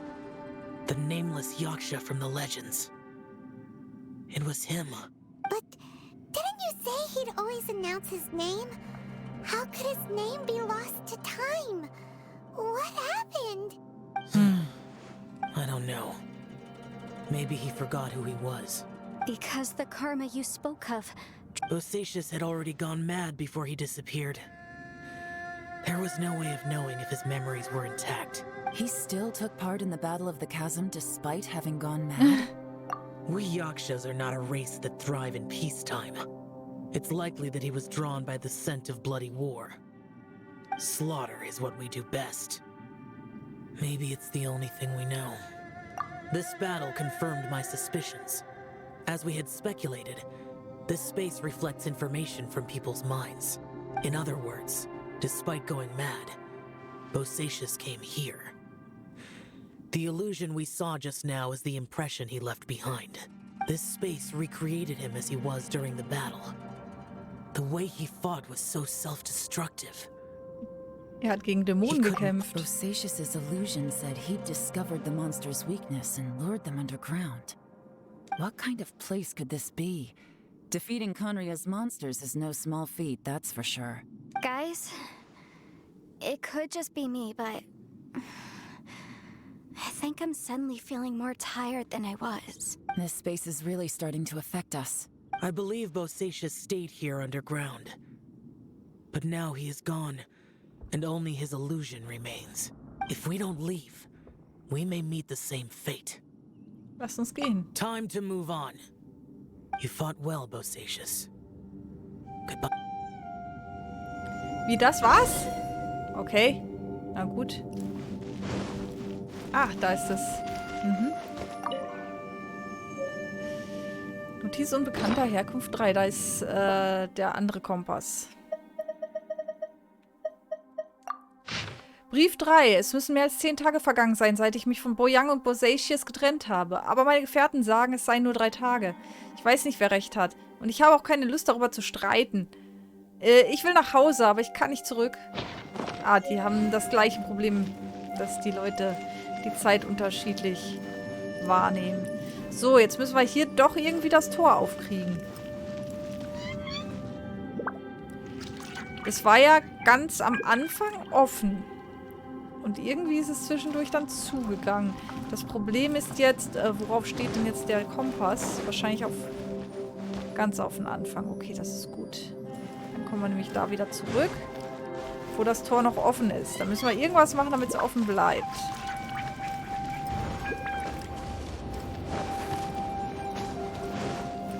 Vermute ich jetzt mal. Ich habe zwar nichts gesehen, aber... So. Nee, da ist es schon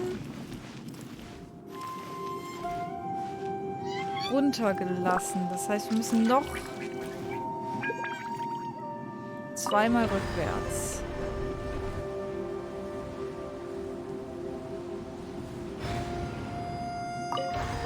So, da war es nämlich ganz am Anfang was offen.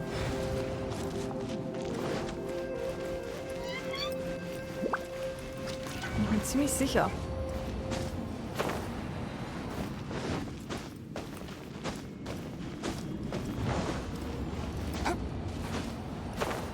So. Da ist es nämlich offen. Aber wie machen wir es jetzt? Wie halten wir es offen?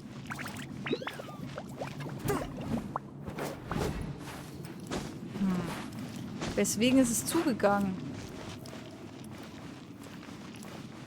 Können wir hier den Baum fällen oder so?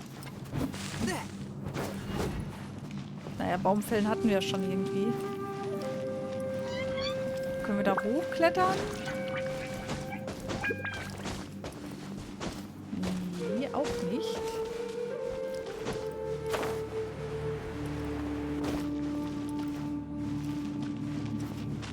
Ist das überhaupt diese Öffnung? Doch, das müsste es doch sein, ne? Aber wie vermeiden wir, dass es zugeht?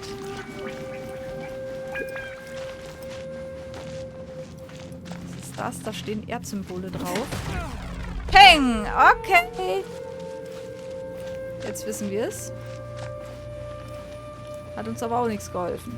No, my sword.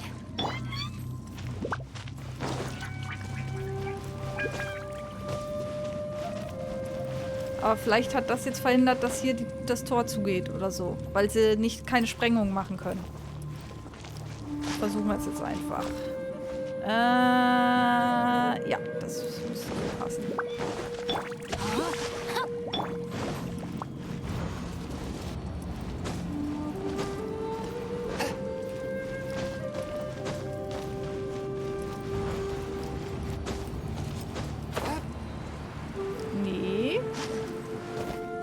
Hier ist zu. Und was ist hier jetzt? Eine Truhe. Ach, guck mal da. Ich weiß zwar nicht, wofür wir die bekommen haben.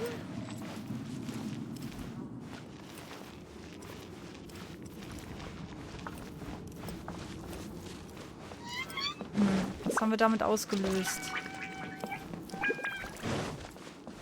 Hier ist irgendwie was zusammengebrochen. Hier kommen wir nicht weiter.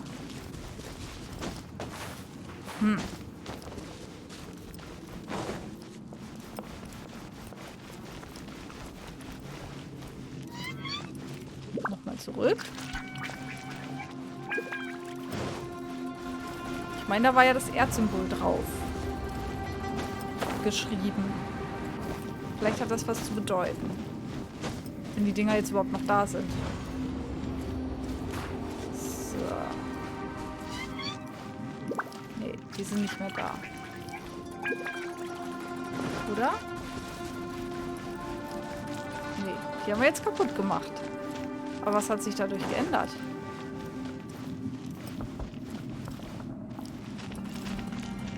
So, hier ist jetzt keins von diesen zerbrochenen. Da war ja jetzt in der anderen Zeit irgendwie ein zerbrochenes Tor oder so. Also das hier kaputt machen.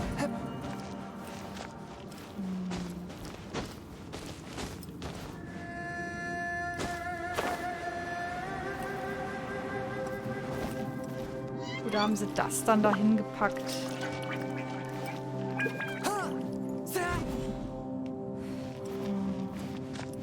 Haben wir es jetzt irgendwie uns verbaut? Nee, kann ich mir nicht vorstellen.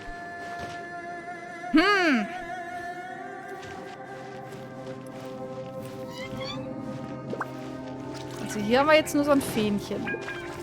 In der Zukunft ist da irgendwie so ein Tor. So. Das da irgendwie schief rumliegt. So, und dann haben wir hier das Tor offen.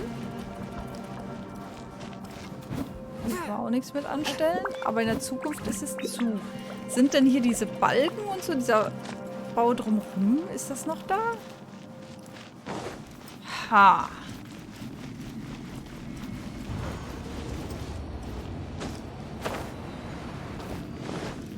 Wie kriegen wir dieses Tor auf?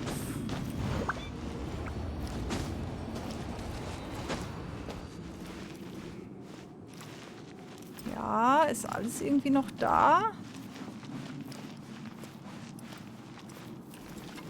Ach, hier ist doch ein Schalter.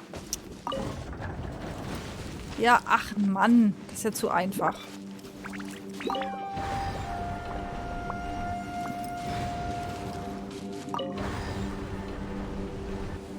So, jetzt müsste da doch offen sein, oder? Ich weiß zwar nicht, was wir da in der Vergangenheit gesprengt haben, aber ist vielleicht auch gar nicht so wichtig. Das ist ja zu einfach, ein Schalter, um ein Tor aufzumachen. Also. Hi there. Du warst aber vorher nicht da. So. Okay. Jetzt können wir nochmal ganz weit zurück.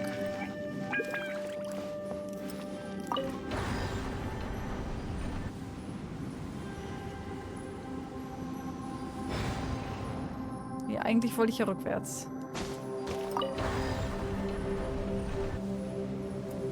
Das ist ein schönes Rätsel. Hätte ein bisschen komplexer sein können. Man muss ja wirklich nur eine Kleinigkeit ändern, aber das reicht ja schon, wie ihr seht. So, jetzt drehen wir quasi ganz an den Anfang.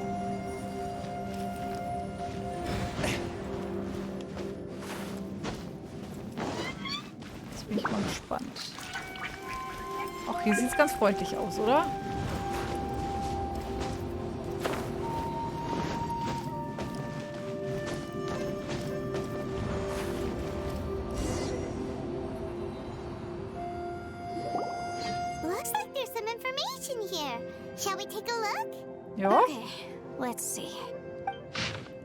Brief Nummer 4. Es ist schwer zu sagen, wie lange meine Kameraden und ich schon auf Patrouille sind. Aber unseren gesammelten Informationen zufolge haben alle Bestien ihre Bewegungsfähigkeit verloren und die meisten von ihnen sind verschwunden. Diesmal haben wir mit großem Vorsprung gewonnen. Nur wir alle können nicht mehr nach Hause zurückkehren. Rulans Tochter wird dieses Jahr 2 Jahre alt und die Großmutter der Xingming-Brüder ist sehr alt. Die beiden vermissen ihre Familie sehr. Obwohl ich alleine lebe, will doch jeder nach Hause, aber die Leute hier sind jetzt auch so etwas wie eine Familie.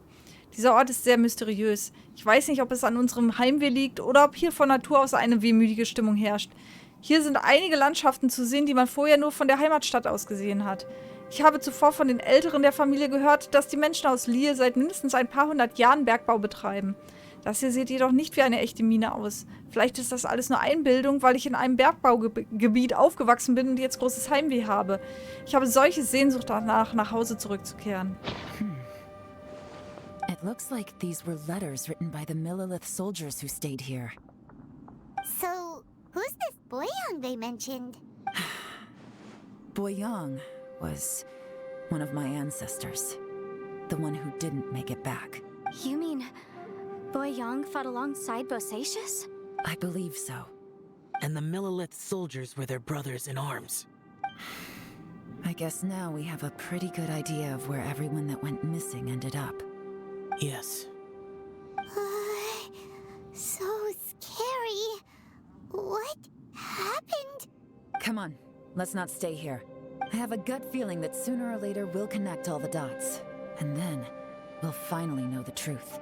Still, who knows how this space is planning on revealing the answer to us.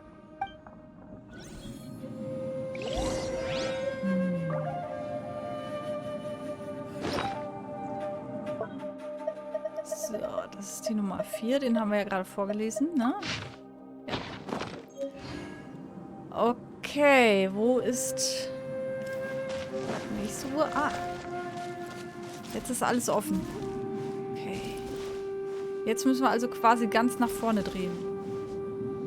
Oder einmal rückwärts. So. Und dann müssten wir alle Räume durchhaben.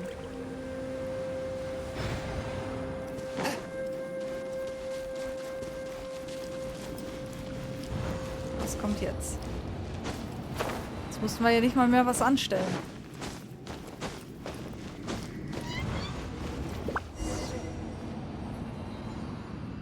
There's nothing here at all. Oje. What a creepy space. It has the feel of the abyss, but where are the opponents?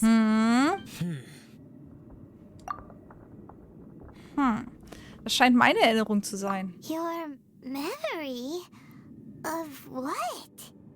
Dieses Nichts ist die Macht des Abgrunds. The abyss? So, this place is created purely based on your memory? Ich fürchte ja, denn ich vergesse nie. Ui. Wie der Abgrund mir meine Familie weggenommen hat. Ach so, das gehört zusammen.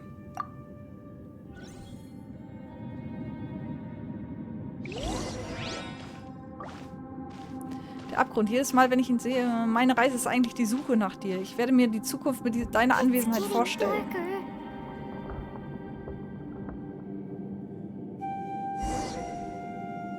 So schnell kann ich gar nicht vorlesen.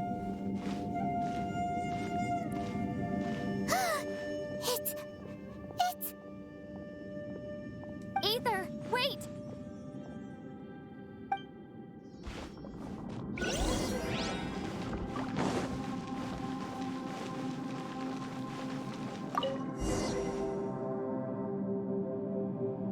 Huh? What's that shiny round thing on the ground? Ist das... The fantastic compass. In the other spaces, the fantastic compass was always partially buried in the ground. But this one is lying flat, intact, as if somebody left it here. Oh, he was just a figment of your imagination? So, he appeared as an illusion because you miss him so much, huh? Ich spüre, dass er nicht hier ist. Aber immerhin haben wir das hier gefunden. Yanfei, are you sure this is the fantastic compass you're looking for? I think so. There were no pictures in the will, but based on the description, it seems to check out. Yelan? What is it? From the design and build, this fantastic compass looks extremely similar to the catalysts used by my clan. I just need to do this, and... Someone's used this before. There may be a hidden message inside. Let's get out of here and find somewhere safer.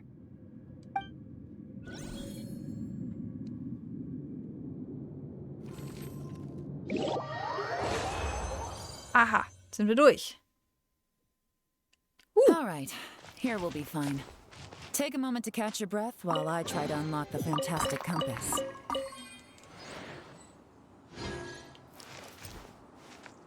Okay. Das heißt, wir gehen jetzt raus, oder?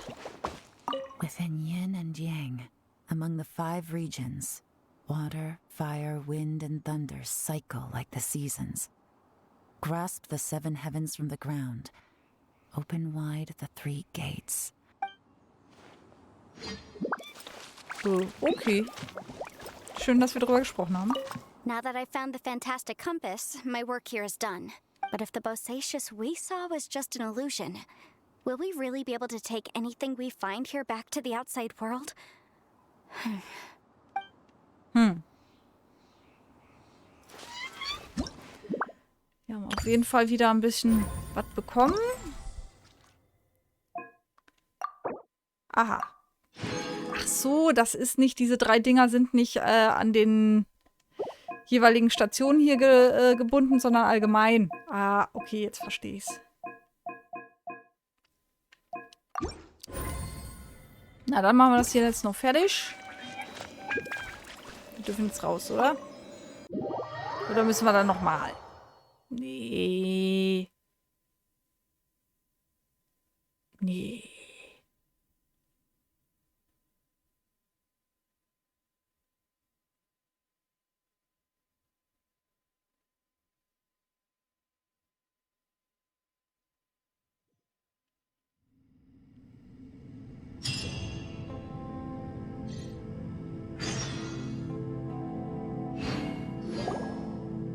Well, well. This is not what I was expecting. Oh, seems like you've made a new discovery. Notiz, die von irgendjemandem geschrieben wurde. Anmerkung 1. Mein Name ist Boyang. Ich schreibe hier alles auf, was ich weiß, damit die zukünftigen Generationen von meinen Erlebnissen erfahren. Anmerkung 2. Mein jüngerer Bruder Xiao und ich eilten auf Befehl der Xixing mit dem fantastischen Kompass zur großen Kluft und die Meleliten zu unterstützen. Aber die Bestien an diesem Ort waren äußerst furchteinflößend und unsere Gruppe erlitt schwere Verluste. Wenn der Yaksha nicht zu Hilfe gekommen wäre, wären sogar mein Bruder und ich dort gestorben. Anmerkung 3. Dieser Yaksha wurde mit 4 Armen geboren, sieht wie ein Verrückter aus und kann sich nicht an seinen eigenen Namen erinnern. Wenn er tobt, ruft er mit Namen wie Alatus und Menogias um sich. Seine Kraft gleicht einem Donner, er ist tapfer und furchteinflößend zugleich und hat das Potenzial, in die Weltgeschichte einzugehen. Wir folgten dem Yaksha und kämpften mehr als 10 Tage lang gegen die wilden Bestien. Am Ende haben wir uns einen Ausweg mit Blut erkämpft. Anmerkung 4. Eine Schlange hat ihre Schwachstelle, die wilden Bestien auch. Der Yaksha ahnte das und entwarf eine Strategie. Im vorherigen Krieg wurde der Boden der großen Kluft beschädigt, wodurch ein riesiger unterirdischer Palast freigelegt wurde. Beobachtungen zufolge werden Bestien schwächer, je näher sie dem unterirdischen Palast kommen. Wir spekulierten, dass es dort unten eine Art mystische Macht geben könnte, die etwas gegen die Bestien aus Kanria ausrichten kann. Anmerkung 5. Zu viele Menschen sind gestorben und der Krieg muss so bald wie möglich beendet werden. Xiao und ich entschlossen, dass ich den fantastischen Kompass tragen und mit einigen Soldaten der Meleliten und dem Yaksha zum unterirdischen Palast gehen würde. Wir werden die wilden Bestien weglocken und sie in den tiefsten Teil des unterirdischen Palastes treiben. Die Versiegelung muss intern von mir und dem Yaksha vorgenommen werden und Xiao wird uns auch von außen unterstützen. Nur so kann die Versiegelung gelingen. Wenn dieser Plan erfolgreich ist, sichern wir uns den Sieg an der Front der großen Kluft. Das bedeutet aber auch, dass der Yaksha, jene Soldaten der Meleliten und ich im unterirdischen Palast zurückgelassen werden. Doch der Vorteil wäre so groß, wir müssen es einfach versuchen. Anmerkung 6. Die Soldaten suchten Tag und Nacht und bestätigten, dass die Kraft der wilden Bestien nach dem Betreten des unterirdischen Palastes stark beschränkt schien. Also würden sie von irgendeiner Macht korrodiert.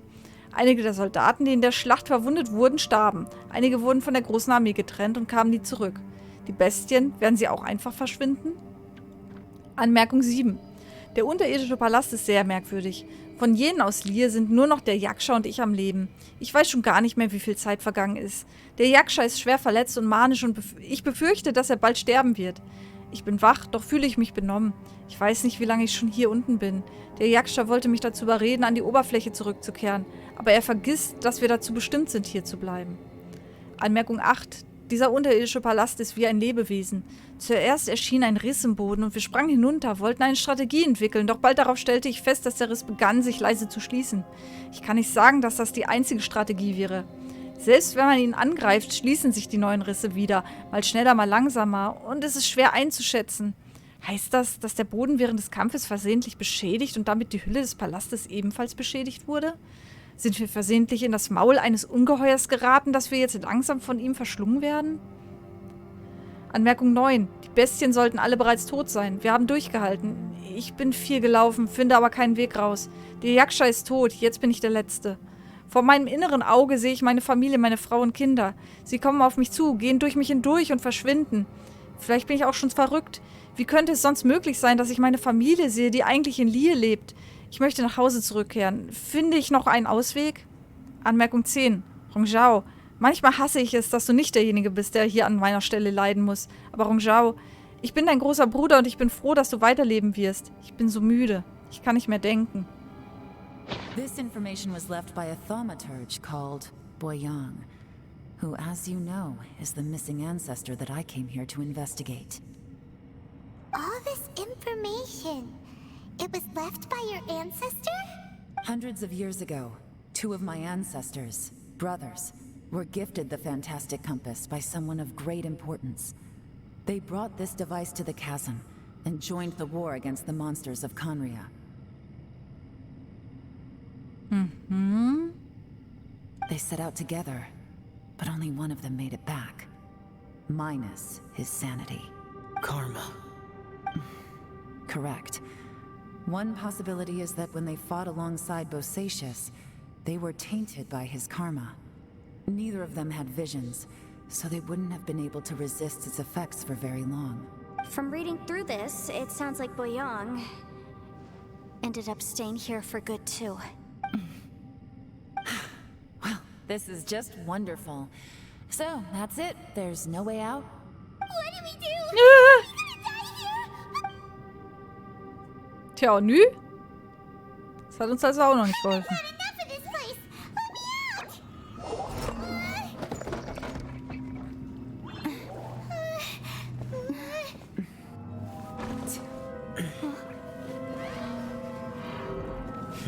What was that?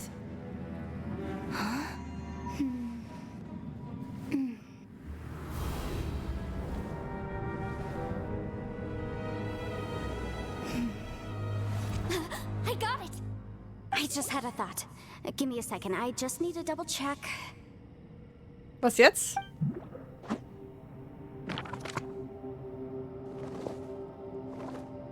Uh-huh. Was jetzt? Traveler, I just realized something.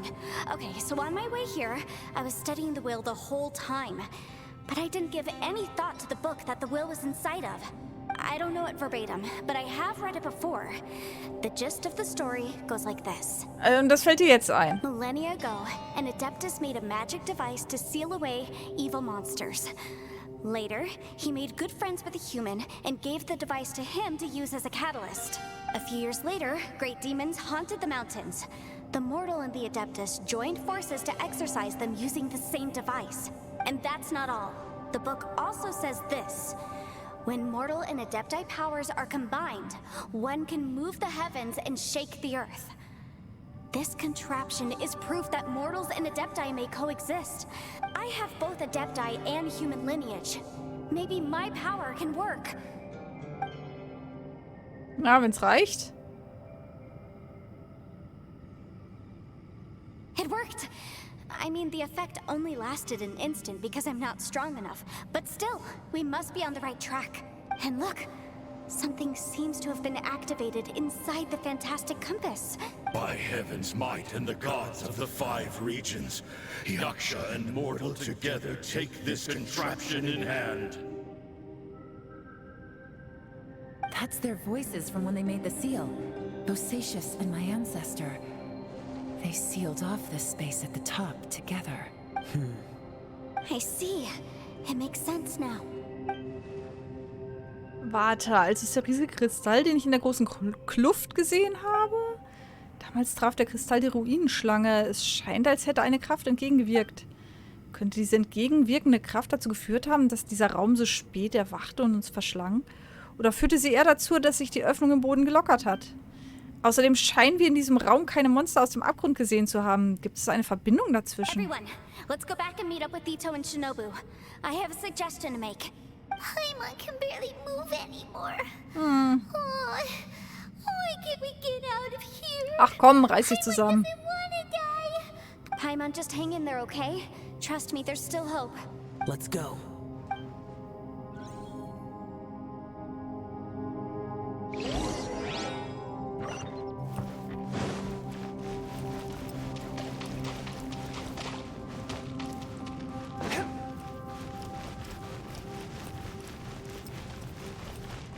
Hallo. Bin zurück.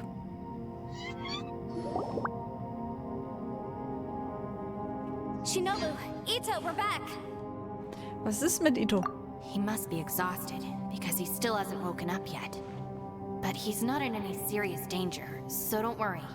What about you guys? You found something, didn't you? It's written on your faces. But whatever it is, it's bad news, isn't it? We found the fantastic compass. The previous owner left a message inside, and from the looks of it, there really is no way out of this space after all. It seems like the previous owner was stuck here forever too. Shoot! This isn't over yet. Listen to me. Just now, I tried channeling my power into the fantastic compass, and it responded. But all that did was activate the records from when the seal was created. Right, but the issue wasn't with the compass. It was with the method. Remember what the book says? When mortal and Adepti powers are combined, one can move the heavens and shake the earth. Only when a mortal and an Adeptus combine their powers can the fantastic compass be fully activated. I'm a mix of human and Adeptus, so the fact that the fantastic compass responded to me shows that the system is still functional. Lucky for us, we also happen to have a full Adeptus and a human with training in the magic arts. Nicht nur einer. Interesting. So that's what was going through your head. Müssen Xiao und Yelan zusammenarbeiten. So, an Adeptus and a human need to channel their power at the same time? Yes, if my guess is correct, then when both of you put your full power into the fantastic compass, we should be able to completely reactivate it. Maybe even reverse it. Last time, it was used to seal the intersection between this place and the chasm. If we can reverse it... Und was passiert dann? Was kommt dann da raus? Then we're home free. Awesome. So there's still hope? You bet. Your idea seems reasonable. Okay, well let's all take a quick break. We'll give this thing a try once we're ready. Oh boy. Paimon's so nervous. Keine Angst, es wird funktionieren. Yelan, Xiao, how are we looking? I'm all set. I'm ready. Oh, but Yanfei, there's one thing you might need to mentally prepare yourself for. I'm afraid you probably won't be able to take the fantastic compass out of here. From what I can tell, everything within this domain is the result of disordered space-time and memories. We all came here for different purposes, and everything that's happened here has been in response to our own imaginations and conjecture. Terrifying, but also a miracle. This space, well, it's more than just a space. Whether there's some kind of higher power at work here, I don't know, but the whole time, it's been reading our minds and responding to us in the form of illusions. Also, according to the history of the chasm, this place must have existed for a very long time. What could have created it? Ich erinnere mich, dass es außerhalb des Raums eine riesige Schlange gab. Oh, that. Yeah, I was there too. Was? Wait a second. It was you that shot that arrow? Ach so, die Schlange. Who else did you think it was? Der Kristall griff die Schlange an. That snake is probably a remnant of Conrion's civilization, and crystals are highly effective against it. Maybe there was some sort of opposing reaction between those two forces? If so, I'm extremely sorry, everyone. It looks like I might be the one responsible for all of this. Oops. No. You're just trying to help us and solve the problem. You're definitely not to blame for what happened. If you say so. You could almost liken this bizarre space to a living being that throws all kinds of hallucinations at us to deceive us. Everyone we've seen here, and all the paths we've walked, it all ceased to exist 500 years ago. Additionally, most of the things here are static. So if we really do manage to escape, then once time starts moving normally again, the fantastic compass will likely disappear. That's actually what I think too. That's precisely why it's such a miracle that we even found the fantastic compass to begin with. This whole thing feels like we're breaking free from our shackles using a spear that by right should not exist. This is a long shot, but it may be our last chance. So, whose wish was it that summoned this device? Vielleicht war es unser aller Wunsch. Perhaps it was. But maybe there's another reason. Your incredibly strong commitment to your search. Ja, aber der Kompass? It's a shame that we couldn't find your family. But if they were here, I'm sure they'd want nothing more than to see you being rescued from this place. Ja. I gotta say, it does intrigue me, the way we all ended up here together. Ja, so rein zufällig. If this is fate, then let's grab it in our hands and turn it around. Leave the boss to Ushi and me. We're ready. Traveler, take care of Paimon. Yanfei, you might need to Oh, come jetzt closer gibt's to me Action. when the time comes. Sure. Action, in Ordnung.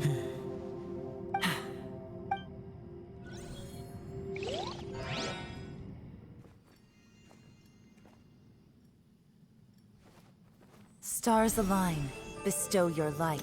Evil purged by thunder's might. Spirit curbed, pneuma surge. By dictum divine, heed these words. Do as I command! Aha! The fantastic compass is an amplifier. Maintain this energy level, and we may stand a chance. I will maintain the energy flow. Understood. Everyone, stand back.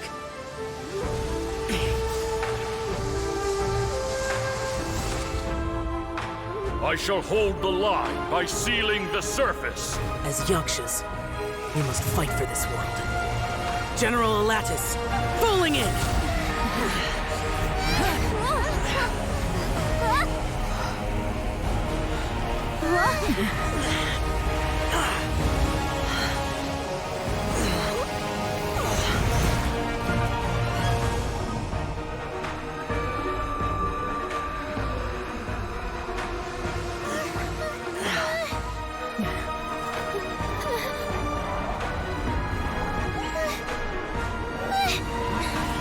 Watch out!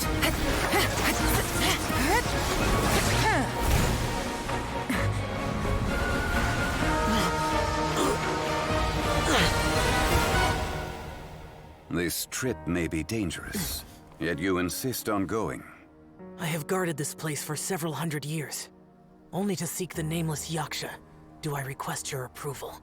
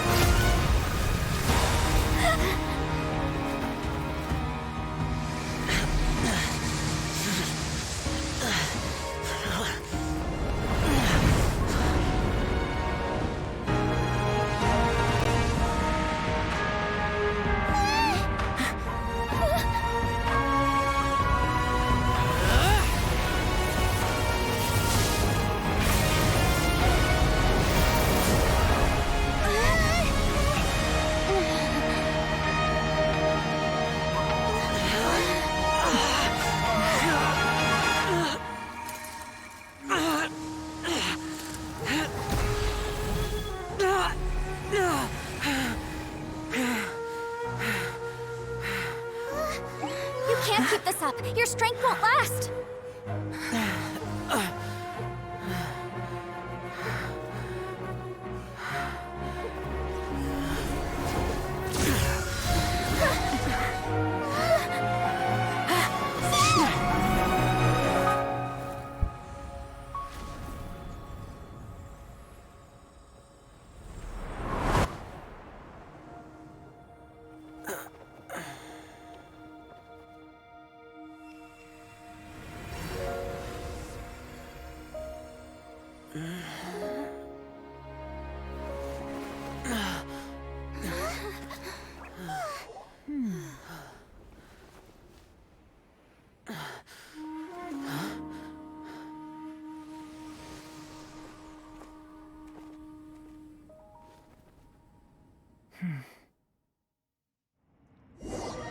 Zhongli for the rescue.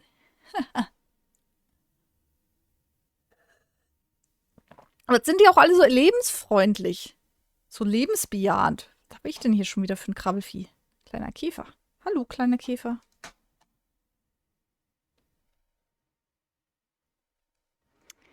So ein lebensbejahendes Völkchen hier in diesem Spiel.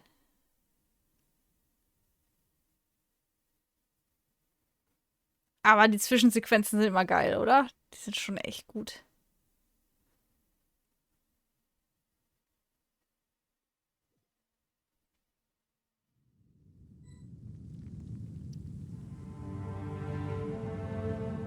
So, Xiao, du kriegst jetzt einmal auf den Hinterkopf. Für dumme Ideen. Geht's jetzt bald weiter hier. Na?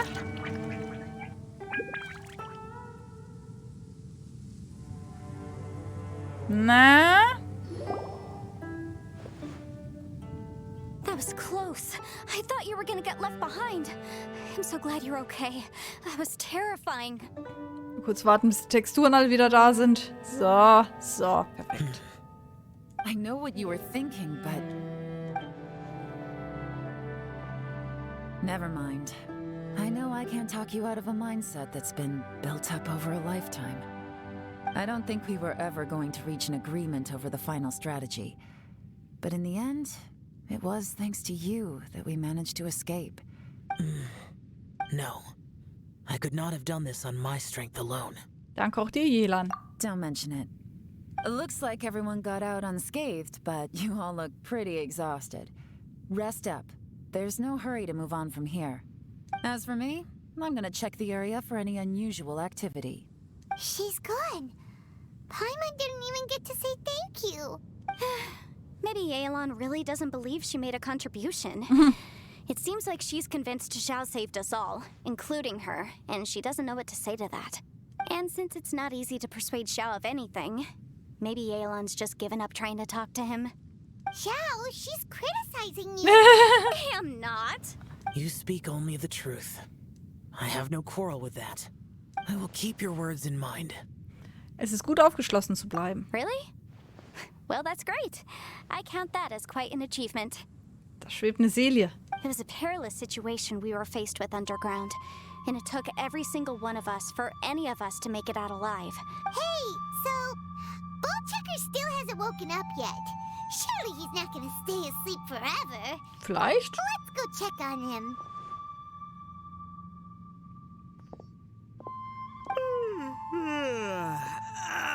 Slept like a rock. Good times. Huh? What you doing? What's going on? Why are you looking at me like that? Are you in any pain? The head? What about it? Ich glaube, der Kopf ist bei ihm nicht das Tragischste. You need to tell us if you're not feeling well. You weren't that bright to begin with, so if we add brain damage to the equation... What the heck are you guys talking about? I'm fine. I had an epic power nap, and now I feel like a million more. Huh.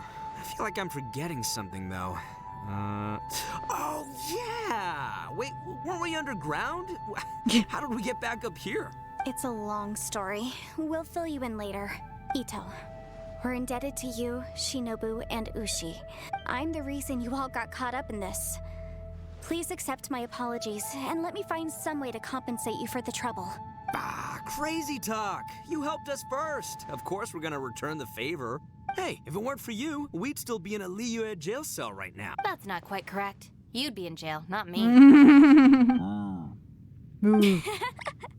Good point. Well, okay then. How about this? To celebrate our newfound friendships, how about you let me take you to Liyue Harbor for some sightseeing and a proper meal? I like the sound of that. Essen. Now that you mention it, whew, I am famished. Oh, I can barely walk here. I'm hungry too, Senpai. Why don't we head straight over? Paimon too! Paimon wants to come too! Paimon, wir haben noch etwas zu tun. Fine. Okay. All right, well, I promise I'll take good care of your friends from Inazuma. Take it easy, okay? What we just went through was a lot. Ja, es war nicht einfach für alle. Oh, wait. Yelan left already. I was gonna treat her to some tea. But I'll take this to mean we're square.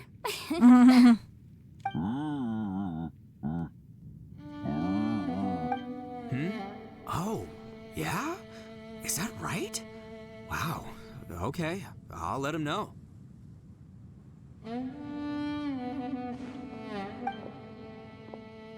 Traveler, flying lavender melon, Ushi has a couple words he'd like you to pass on for him. Okay. What? Wie? I want to hear this. Me too. Count me in.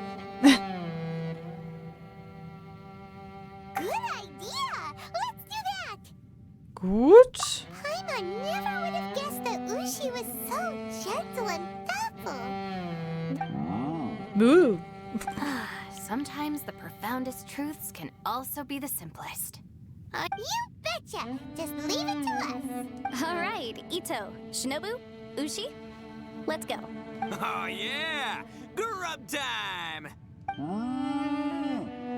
See you next time. Xiao. Finished taking care of business? Oh, there wasn't any business. We were just saying goodbye to our friends. You're still here. I saw the two Inazumans leave with Yanfei, heading towards Liyue Harbor. Aren't you going with them? We still had some stuff we wanted to say to Xiao. I figured as much. I've checked the area. Nothing strikes me as out of the ordinary. Looks like this chapter has come to a close. Now, I just need to take care of the confidentiality issues. Let's hope our friends from overseas can keep their mouths shut, for their own sakes. We got it! We got it! We'll make sure they don't say anything. Please don't hurt them. Oh. Yelan kann manchmal ganz schön böse sein. You figured me out, huh? All right, I'll quit pulling your leg. Everyone really rose to the occasion this time. I won't ever forget what we went through. Where could that strange space have come from? And how has it existed down there undetected for so many years? I have to investigate this further.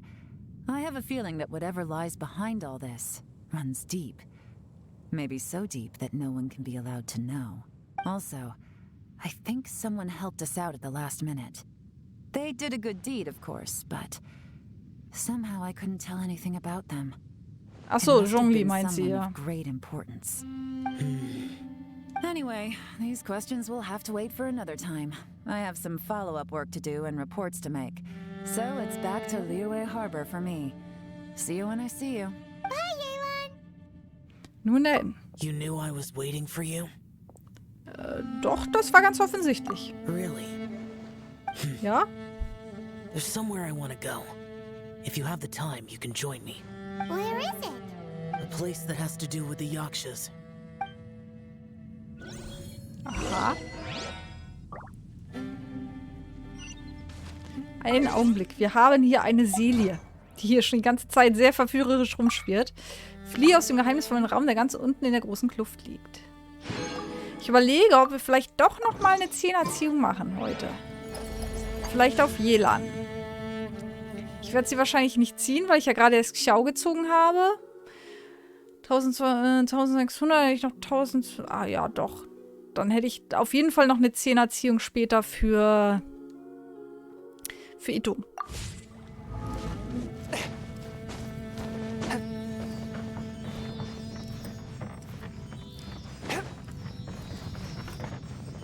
Ah! Nein! Nicht doch! Hilfe! Oh Gott. Treffen wäre gut. Und nicht fallen wäre noch besser.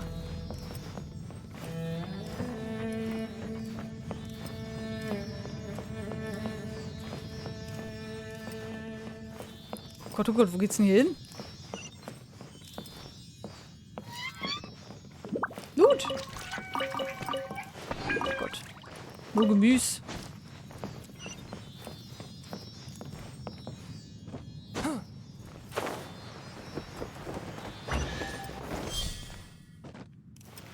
Okay, und wie komme ich wieder raus?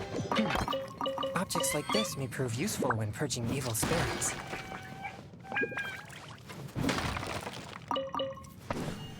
So.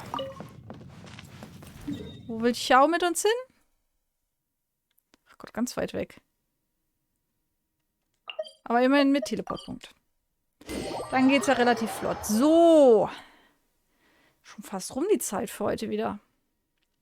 Ich würde noch mal kurz das Trommelding machen. Ich bin mir relativ sicher, dass das nicht an eine große Story gekoppelt ist. Dass ich das auch schon mal machen kann. Einfach zwischendurch.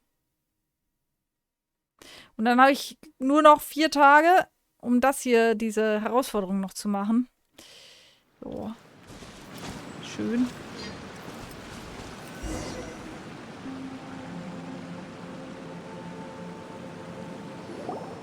The temple up ahead was built to remember Pervases. Schön. Ach, der da. Maybe I came here because I had a realization. You mean back when we were underground? Worüber denkt ihr nach? It's hard to put into words. Seeing Bosacius gave me the false impression that I'd traveled back into the past. You could dress up the Yaksha's life and call us valiant warriors, veterans of war. But the truth is, we are slaughterers and nothing more. For Bosacius, perhaps dying in the heat of a great battle was no tragedy. And perhaps the same is true for me. After living so long, to die in the act of saving others would not have been a terrible thing. Ihr solltet bereits wissen, dass das nicht wahr ist. So maybe these thoughts are my own form of insanity. Hey, don't say that. Xiao, wir haben euch etwas zu sagen. Oh yeah, Ushi wanted us to talk. Ah, It's very important. stimmt, da war was. Ushi said he has the power to exorcise demons, so people use him to fend them off. But after he met Itto, he's never left his side. He also said that he doesn't have any grand philosophies.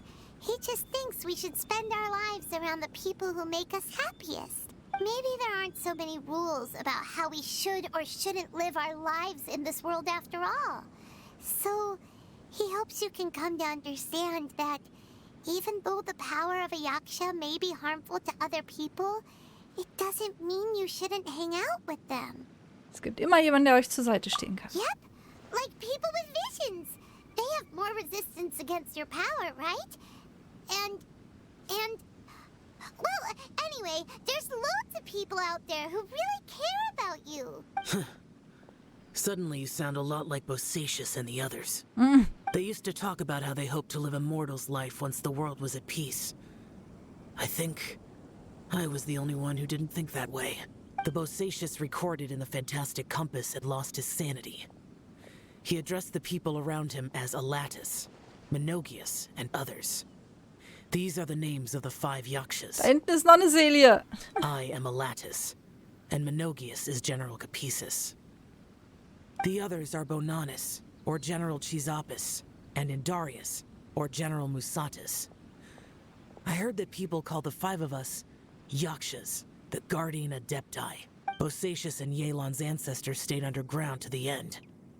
So that space must have read their minds in their last moments as they approached death. Yelan was right in everything she said. Both of our proposals had their drawbacks, and both were sensible suggestions. But the power of that space was far beyond all of us. I couldn't have done all I did without everyone's help. Even in the final moments, it took every bit of my power to break free from that place. Well, Paimon still thinks you are amazing. Yanfei and Yelan are correct. I always prepare for the worst-case scenario. This mindset is deeply rooted in me. Even so, it was the most optimistic solution I could think of. If Rex Lapis hadn't saved me in that moment, I don't think I would have been able to escape. Diese Kraft stammt sie wirklich von Zhongli.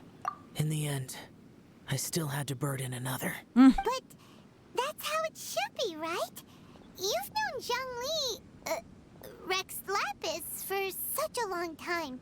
And you've helped him before, so he helped you back. Stimmt. Perhaps. In the moment that we escaped from that space, I could sense what was left of Bosacius's memory. If I had to say what I gained from this trip, I think that would be it. Ich scheine es auch vage zu spüren. It's good that one more person will remember him.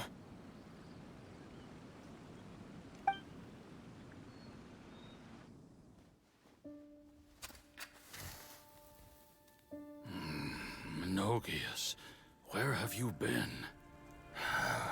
Brother Yaksha, you're confused again. I've told you countless times, I am Boyoung, the thaumaturge who fought with you in the chasm. Boyoung? Boyoung? You are Boyoung, but who am I? Believe me, I want to know as much as you do. Here we are, the two who agreed to stay here together, and I can't even call you by your name. It's a shame. Stay here? No. No, you have to leave. Nonsense, Brother Yaksha. We're down here for good now. Don't you remember? It's too late to have regrets. The seal can't be broken. The seal. Ah, yes. I'm a Yaksha who came here to fight. Brother, are you okay? Look at the state of me. I don't think I've got long now. We're the only two left. Don't go dying on me. You know, today I saw my family down here. Clear as day. What do you think? Am I losing my mind now too? Boyoung, do you want to go home? I made my decision to leave Zhongzhao up on the surface. I obviously... Of course I want to go home. I must have family too. You mean brothers and sisters? I'm sure you do. Brothers and sisters. Yes, but who am I? And where is my family? Brother! What's wrong? Hang in there. It's just you and me, don't die before me. Alatus, is that you? Who's Alatus? Your memory's going again. I'm sorry. You all have to see me in this state. Brother! Look, there's someone over there. Who are they? They're my... I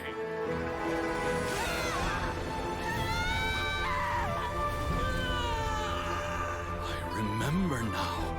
I know you.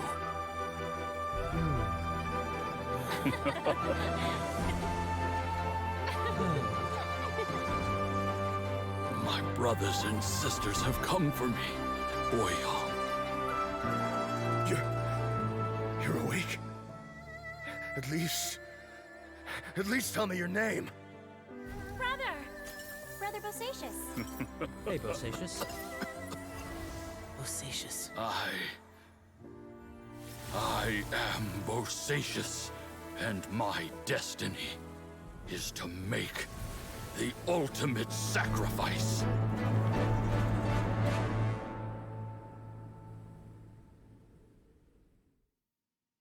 I've said so much today. Oh, schön. I don't need to hold back as much when I talk to you. Have you ever had a moment where you felt like you were aware of your destiny? The potential of life? The approach of death? Whatever it might have been. By now, I have accepted that destiny is the one disaster that the Yaksha know most keenly of all. We are destined to misery. And yet, we have no fear. Xiao. Ist es in Ordnung, dass ihr mir das sagt? It matters not. Rex Lapis had said that you are a witness. It is right that the events of the world are relayed to you. Bonanis, Menogius, and Indarius all perished, and only Bosacious' fate was unknown. This has always stung my heart like a thorn. That is why I went to the chasm, despite being fully aware of the danger. Now that I know what happened in the chasm back then, I can finally put this matter to rest. Before we left that place, I picked up a stone. I thought if I could take it out with me, I would place it in the temple to Pervases in memory of Bosacius. Unfortunately, the stone did not survive. Pervases died in the Archon War thousands of years ago. He was younger than us. And Bosacius was very sad when he passed. Too many Yakshas have become casualties of battle. We are like a flock of birds, scattered to the four corners of the world. And in the end, as Bonanas said, it's rare for a Yaksha to find repose for their soul. Bosacius, Boyang, and all those soldiers.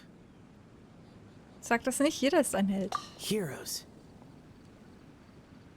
I like that word. Maybe the world will never be free of disaster. But there is good in the world, too. Even the darkest hearts have room for those they cherish. I accept your advice. From this day on, heroes will always look out for each other. So, Fortsetzung folgt. Eieieiei. Jetzt hänge ich hier gerade fest. Gut, jetzt sind die noch nicht verschließt. Die alle vorausgehenden Schlachtfelder, Listen und Krieger mit einem beliebigen Schwierigkeitsgrad ab. Ja gut, das werde ich heute nicht mehr machen. Das werde ich auch jetzt für mich selbst machen, weil ich habe nur noch... Neuer Auftrag.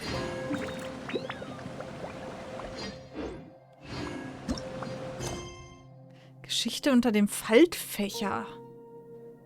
Einen Spaziergang zu machen. Aha. Der ist aber nicht zeitlimitiert, würde ich jetzt mal sagen. So, zeitlimitiert sind nur die Herausforderungen. Die werde ich jetzt auch nur für mich machen, weil wir haben nur noch 4 Tage und es ist schon spät heute. Viel schaffen wir heute nicht mehr. So, für einen Aktionshändler haben wir auch nichts bekommen jetzt da, ne? Nee, das geht nur über die Herausforderung. Ich würde das mit der Trommel noch starten.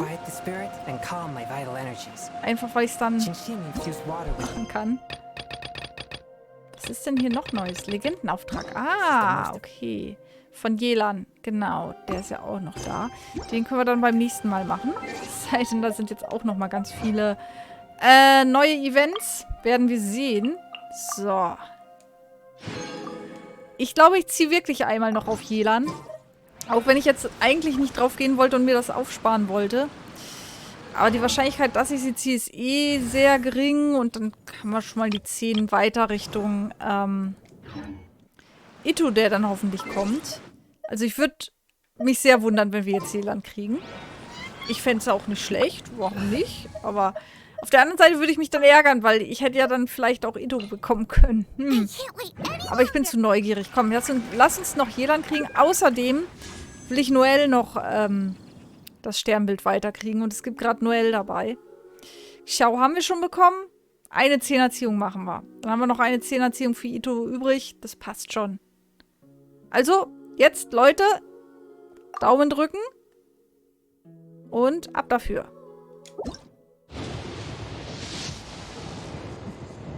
Ne, nur pink. Okay, ist gut.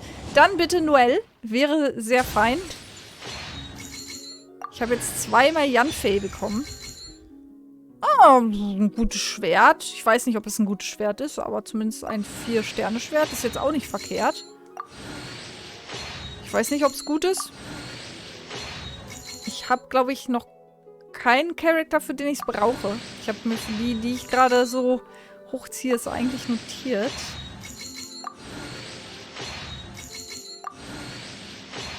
Nur eine Waffe ist halt auch schade. Aber gut. Ich brauche ja eigentlich auch schon wieder länger eine gute Waffe. Was machst du denn? Zeig mal. Bewährtheit von Wasser und Blitz erhöht den von Hydro- oder Elektroeffekten betroffenen Gegner zugefügten Schaden um 20%. Das könnte vielleicht was für Baido sein. Elementarkunde. Vielleicht. Vielleicht auch eher nicht. Gibt es Hydro-Characters mit Beithänder? Tron drückt ganz fest. Knacks. Oh, geht das schon wieder los. Au. Eieiei. Also vielleicht für Baido, aber sonst habe ich doch keine, sonst gibt es doch keine Hydro-Charaktere mit Beidhändern, oder? Vielleicht nicht so das Optimum. Ich habe mir doch hier, wo habe ich denn hier? Ich habe hier ein Zettelchen, da habe ich mir alles Mögliche aufgeschrieben für Baido. Nee. Stolz des Himmels wäre noch was. Eventuell.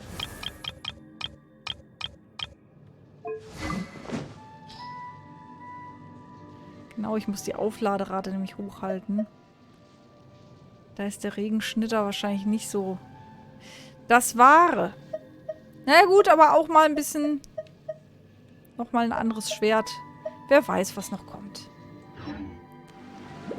Gut, dann... Dieses Ausrufezeichen irritiert. Dann würde ich noch hier einmal darauf gehen.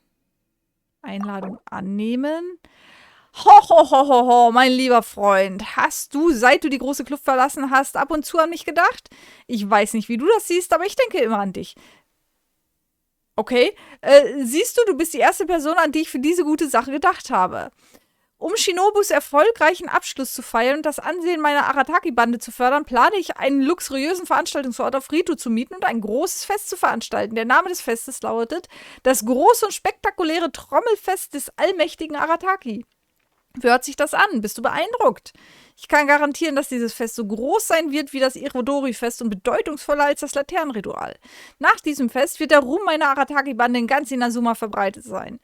Da du mein lieber Freund bist, hoffe ich, dass du bei einem solchen Ereignis dabei bist. Wir können gemeinsam Spaß haben, singen, Käferkämpfe veranstalten, geröstete Lavendelmelonen essen. Freust du dich schon darauf? Mein lieber Freund, ich warte in Rito auf dich. Komm einfach schnell zu mir. Moment mal, Shinobu, die geröstete Lavendelmelone ist nicht erwähnenswert. Schließlich spielt sie keine große Rolle.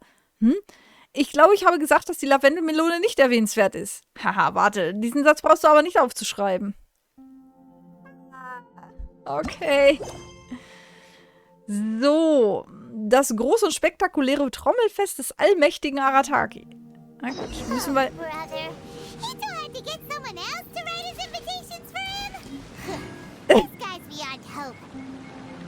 Ja.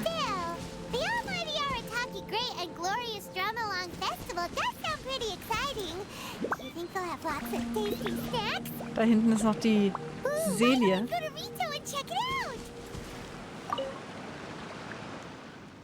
Du betrachtest Xiao.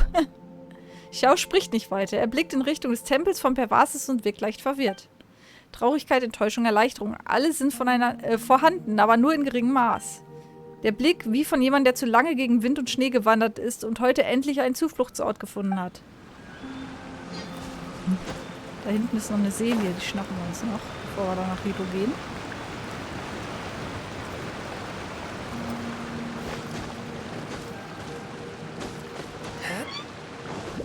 Schade, ich hatte noch auf eine Noelle gehofft, weil die braucht man das Sternzeichen relativ hoch, damit man sie gut verwenden kann.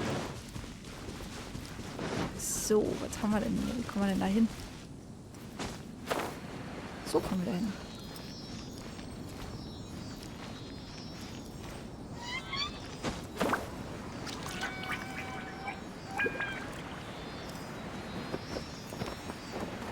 Was ist denn jetzt denn?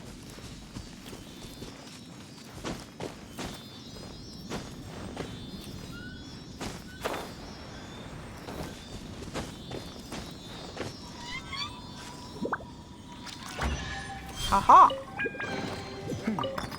Objects like this may prove useful when purging evil spirits. Nice, nice. So. Wo sind wir jetzt überhaupt? Ach Gottchen. So, Narito.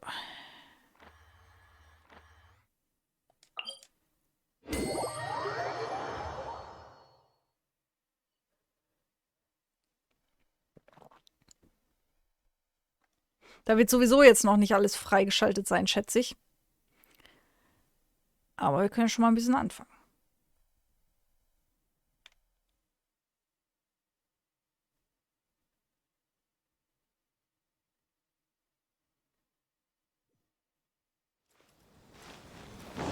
So, was kommt jetzt? Huh? Hi, let's look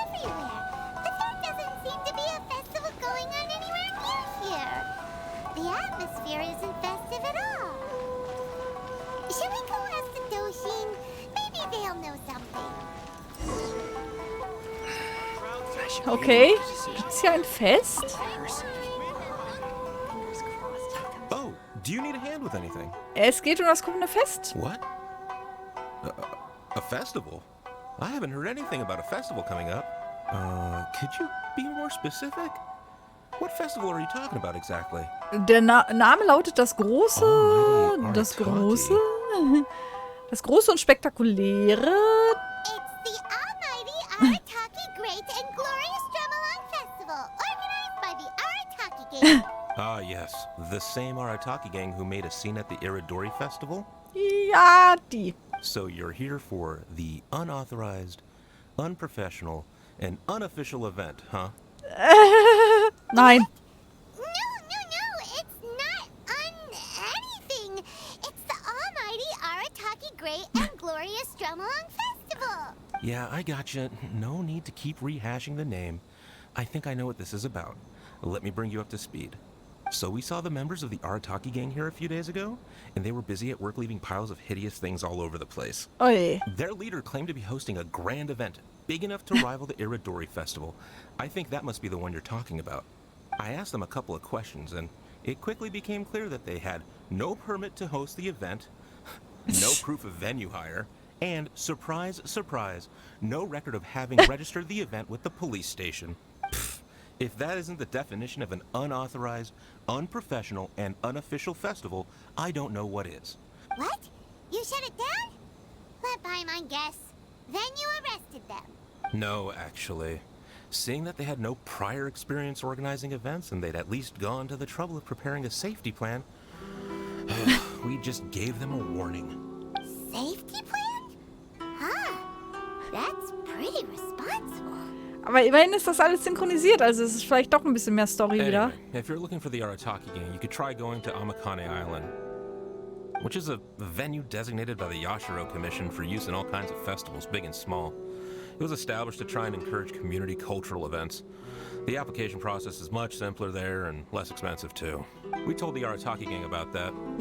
If they still want to host their event, that's going to be their best option. This whole thing is starting to sound like a non-starter. But since we've come this far, we might as well go and take a look at Amakane Island, right? Ich hatte eigentlich gehofft, dass es eher eine kleine Sache wird. Aber jetzt wird das doch wieder hier ein längeres Ding. Mal gucken. Also wenn es synchronisiert ist, dauert es meistens ein bisschen länger. Nicht zwangsweise, aber erfahrungsgemäß eigentlich schon.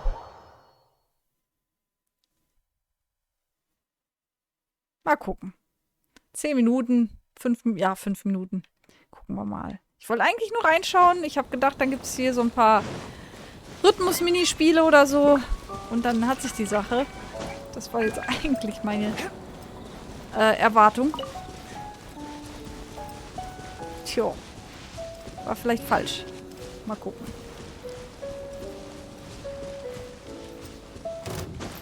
Ach, was wollt ihr denn schon wieder von mir? Oh, ihr habt sogar eine Truhe. Wartet. Moment. Aua.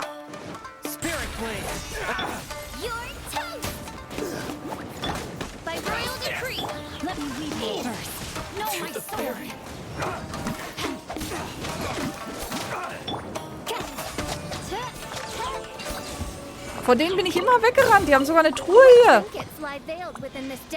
Die nehme ich natürlich sehr gerne. So.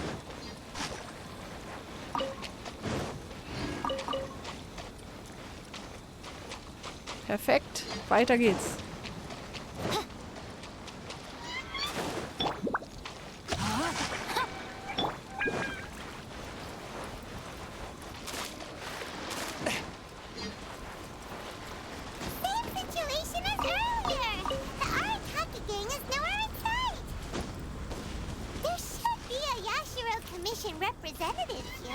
Ach Gott. Wo haben sie den jetzt hingeschickt? Wo haben sie die jetzt von hier aus hingeschickt? How can I help? Tron hat noch ein bisschen Mama eingelöst. Ach du meine Güte. Das heißt, ich mache jetzt nur eine Viertelstunde weiter.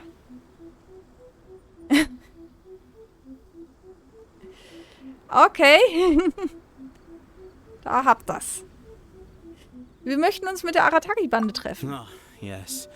You must be here for the almighty Arataki whatchamacallit festival too. Ja, was meinst du mit auch? Yep. Madam Kujo Sara of the Tenryo Commission and Yoimiya of Naganohara Fireworks have both been here so far. Yoimiya noticed them getting the venue ready when she was here to deliver some fireworks. I guess she got curious and went to go check it out. As to what Madam Kujo Sara was here for, I'm not quite sure. Ein Limit feiern. Das Limit liegt bei 4 Mal. Ja, richtig. Oh, so other people got here before us?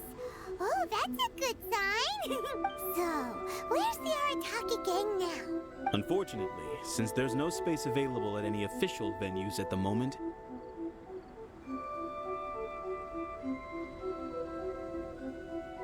we had to allocate them to a tiny beach at the northwest part of the island. Ach Gottchen. If only they'd applied Es earlier, wird eine we große could have Feier. given them a better location. Head northwest. You'll see them.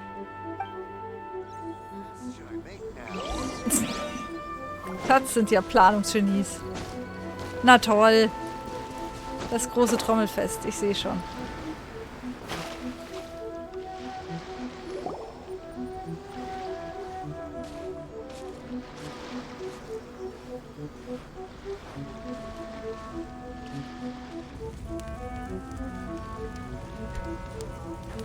Schon gut.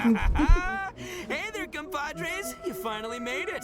Schon gut. Nicht, dass ich nachher noch gebannt werde. Deswegen doch nicht. Denkt ihr denn von mir? I was just wondering when you'd be showing up. Next thing I know, boom, there you are.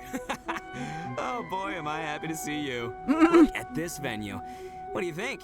Is this a prime location or what? Der perfekte Ort. It's surrounded by sea. The air is as fresh as it gets. There's no noise pollution from the city. And the views are simply spectacular. Okay, hattet ihr nicht andere Pläne? Aber gut, dass ihr euch trotzdem freut. The venue is situated against the backdrop of Amakane Island, where you can enjoy exclusive access to the festival and culture center's first-rate equipment. With excellent transport links by sea and land, getting where you need to be is highly convenient, whether you're traveling by foot or by boat. Tja, ihr seid ja optimistisch. The moment I set eyes on this venue, I knew this was the one. It was the moment that changed the world. Ei, ei, ei, ei. Give it up for the boss! Hurray! Clearly you're only here because the Tenryo Commission sent you away. Alright, let's get down to business. I invited you all here to attend the almighty Arataki Great and Glorious Drum-Along Festival! A highly important festival, I might add. Yeah, boss said the first goal of the festival is to promote the Arataki gang and recruit new members. Secondly, it's to celebrate Shinobu's graduation. And last but not least, it makes up for all the previous team-building events that were canceled due to insufficient funding. 3 festivals in one? Wow. Und dann sitzt ihr da auf der kleinen Landzunge. Na toll. We can leave that last point out from now on. Wo ist Shinobu? The thing with festivals is you gotta get out there and promote them far and wide if you want to get a good crowd. So, Shinobu's handing out flyers. Also Shinobu, für die jetzt gerade gefeiert wird, muss jetzt ackern für das Fest. Na toll. Hey, Shinobu's supposed to be the star of the show, isn't she? How come she's out there working her butt off while you're hanging around here doing nothing? Hey, I'm hard at work too. I'm entertaining guests. Boss actually just got back. He said he was expecting you to arrive any second, so he came back specially to welcome you. Until then, he was out there with Shinobu working hard to bring more people to the festival. Well, just doing my duty. Nothing more, nothing less. Wow, this bull chucker actually did some serious work for once. Huh. Paimon's pleasantly surprised. Ich wäre vorsichtig mit solchen Annahmen. Trust a puny little flying lavender melon to stoop to the level of childish name-calling. Anyway, so, compadre, you got any questions about this festival? Ich habe gehört, dass Kujo Sara auch gekommen ist. Oh, you mean that stupid Tengu? Was? Yeah, I hesitated, but, I sent her an invitation. I cannot believe how ungrateful she is. Get this. She came all the way out here just to put up a bulletin board and write a load of writing on it claiming that visitors need to be cautioned. Vorsicht, ein Haufen Spinner. She even warned us not to change it. It's blatant bullying of the gang. That's what it is. One day, I'm gonna defeat that Tengu fair and square in broad daylight in the middle of the street. She'll get what's coming to her. Anyway, so, compadre, you got any questions about this festival? Ich habe gehört, dass Yoimiya auch gekommen ist. The owner of Naganohara Fireworks? Chatting with her is a real blast. She only found out about our festival because she happened to be delivering some fireworks to Amakane Island. She really liked what we were trying to do here and came to pass on her best wishes. She even said she'll provide some fireworks for us next time. Okay, also diesmal nicht. Looks like the Arataki gang should make sure to keep good ties with Naganohara Fireworks in the future. Anyway, so, compadre, you got any questions about this? Wie sieht es mit dem ganzen Programm des Fests aus? A ton of totally awesome stuff. See that hill over there? That's Sing Along Hill. Stand at the top, look out over the sea, and sing your heart out. Klingt spaßig. And this bonfire? It's perfect for roasting lavender melons, the regular kind, or the ones of the annoying little floating variety. Im Englischen hat gerade Paimon bedroht. And these boxes, plenty of space whether you want to play Genius Invocation TCG or battle some beetles. Wow, you really pulled out all the stops. But of course, the highlight of this festival is the drum-along. Here, feast your eyes on this.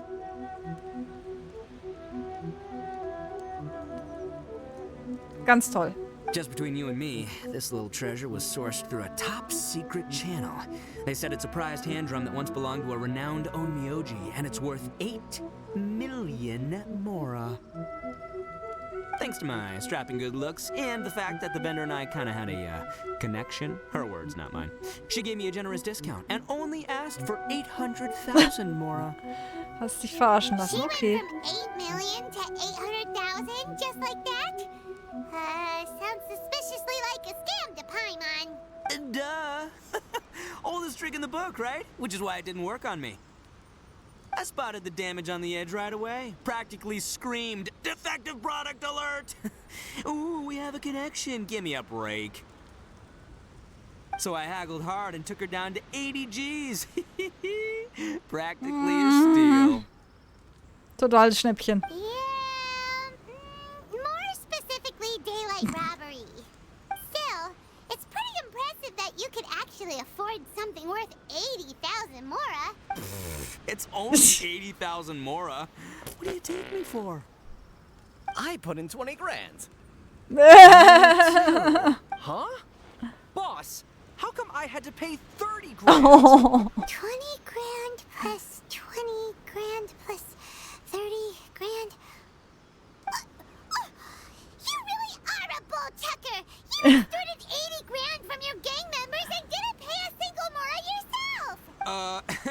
You might want to check your mathematics there. I paid my share, you know. I paid the last 10 grand. All right, good chat, but we should wrap things up. It's getting late. I should go rendezvous with Shinobu.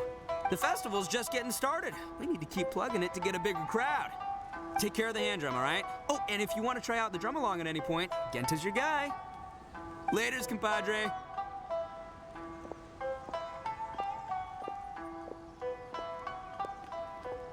Okay. Und nun startet die Trommel-Performance. Und noch ein bisschen Zeit. I'm Genta, the Arataki Drum Along Festival Welcome Ambassador. Are you ready for your drum along performance? Total. Oh, I almost forgot. There's something that Boss forgot to mention to you about this hand drum. Since none of us really know if it's in tune or not, please test it out first. That way, it'll sound better when you deliver your final performance. Go on, give it a try. Okay, Einführung zur Kalibrierung der Verzögerung. Ach so. Drück nach dem Hinweiston die Bestätigungstaste auf dem Gamepad, sobald der Akzent ertönt. Stelle die Beurteilungslinie ein, bis sie mit den von dir bestimmten Stellen der Noten grob übereinstimmt. Okay, ich muss hier nur kalibrieren, damit ich das Spiel anständig spielen kann, aber ich weiß jetzt schon nicht, was zu tun ist. Drück nach dem Hinweiston die Bestätigungstaste auf dem Gamepad, sobald der Akzent ertönt. Stelle die Beurteilungslinie ein, bis sie mit den von den Stellen grob übereinstimmt.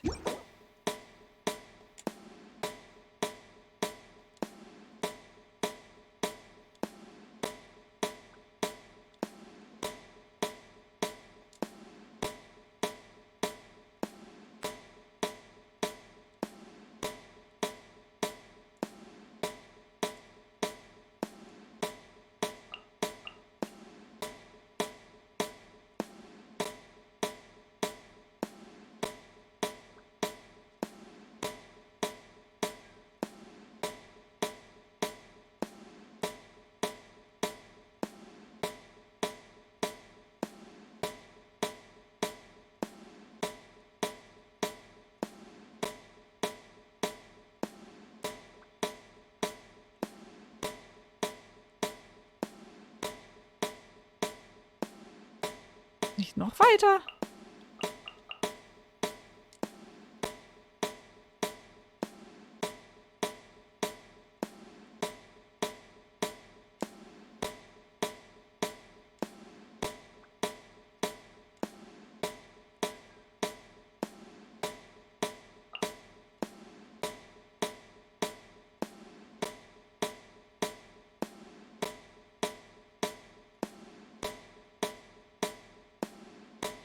Nee, jetzt bin ich zu weit unten. Oder?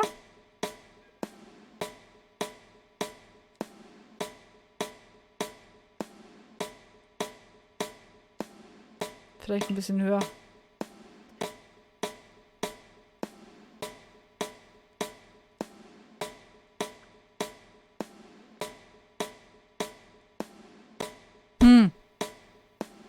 Ich bin immer doch ein bisschen noch drunter.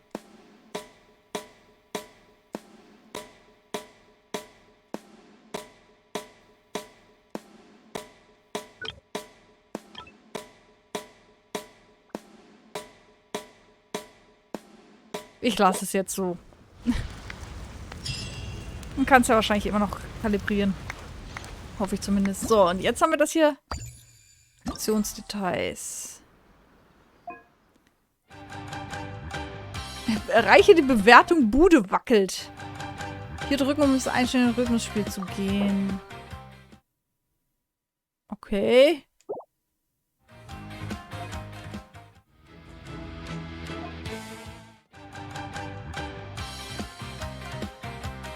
Normal. Schwierig. Experte.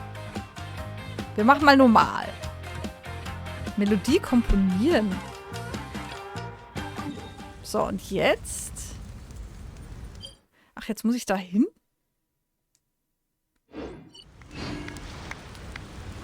Hä? Ach so. Jetzt muss ich mit dir reden? I'm Genta, the Arataki Drum-Along Festival Welcome Ambassador. Are you ready for your drum-along performance? Fangen wir an. Let the drum-along begin! So. Machen wir erstmal normal. Wir können auch jetzt schon auf schwierig gehen. Ach, gehen wir auf schwierig. Ich kenne den Sound zwar noch nicht, aber gut. Während du spielst, erscheinen verschiedene Noten auf dem Bildschirm. Wenn die Note auf die Beurteilungslinie fällt, erhältst du Punkte, indem du die Beurteilungslinie berührst. Je nach dem Zeitpunkt deiner Berührung erhältst du Punkte verschiedener Stufen. Eine lange Leuchtleiste steht für einen langen Ton, den du gedrückt halten und rechtzeitig loslassen musst, bis die Leuchtleiste zu fallen aufhört und Punkte zu erhalten. Okay. Nicht, dass es wieder Probleme gibt mit meinen Controller-Einstellungen hier, aber wir werden es sehen.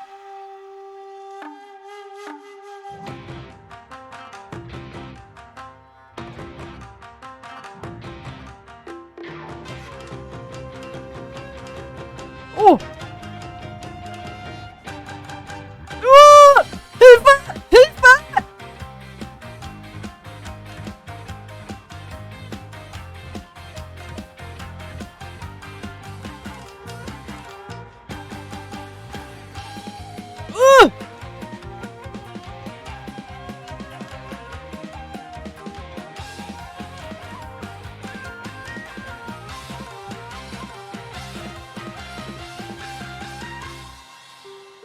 glaube, die Einstellung ist doof.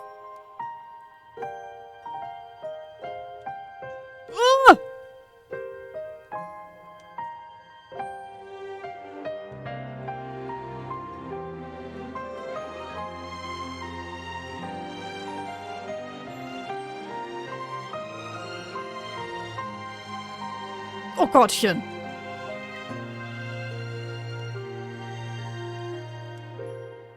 Ganz toll.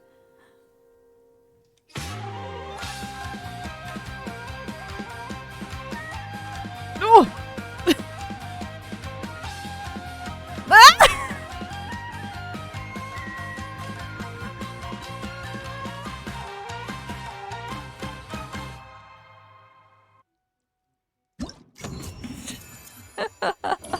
Ohrwurm, hey!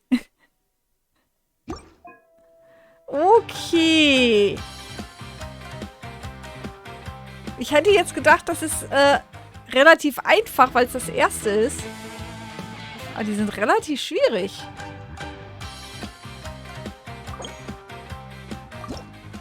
Versuchen wir es mal auf einfach. Vielleicht klappt es besser.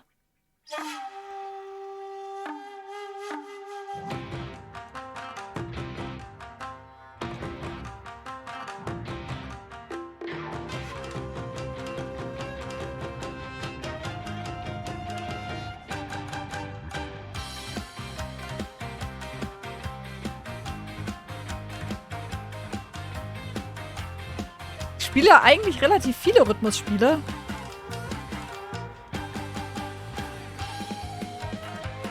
Aber das sind mir dann doch zu viele Knöpfe.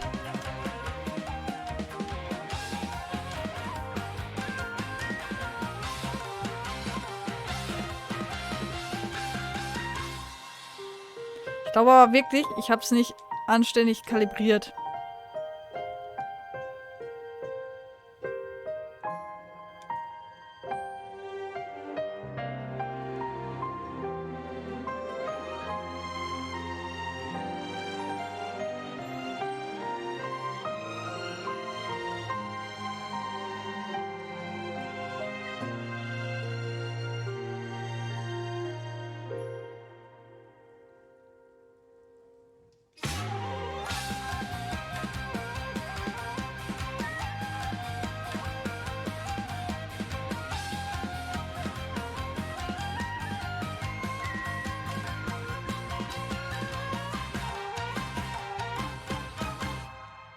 Man darf nicht unten auf die Knöpfe schauen. Vielleicht mit Tanzmatte. Ja. Habe ich auch da. Funktioniert hiermit aber wahrscheinlich nicht. Lass mich überlegen. Ich glaube, nee. Nee, ich glaube, für die PS4 habe ich keine. Einsammeln. Na, immerhin. Ich würde jetzt gerne doch noch mal Fallgeschwindigkeit ändern. Ach.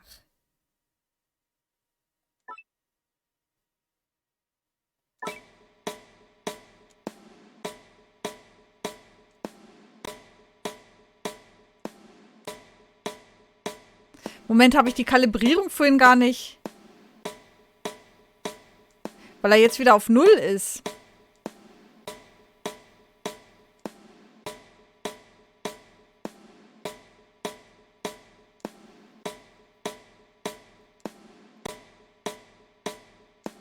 Ich finde den Charakter etwas irritierend. Sein Rhythmus passt irgendwie nicht so richtig.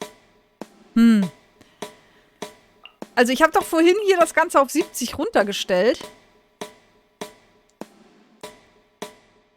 Ah, ich habe nicht auf Abschließen und Speichern. Seht ihr? Deswegen war es nicht richtig kalibriert. So.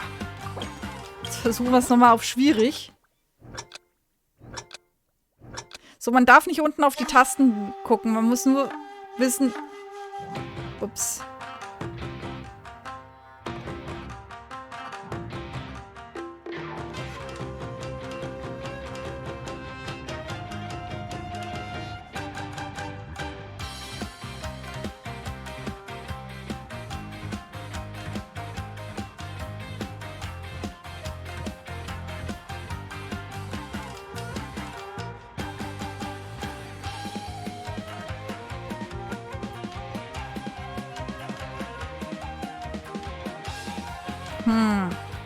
Ich habe das Gefühl, ich habe jetzt ein besseres Gefühl dafür. Treffe aber trotzdem nicht richtig.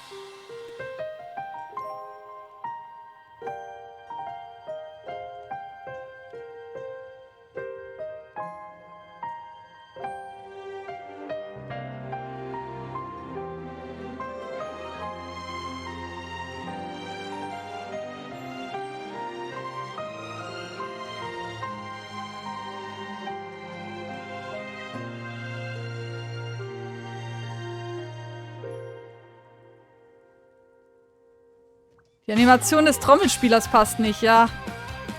Das stimmt.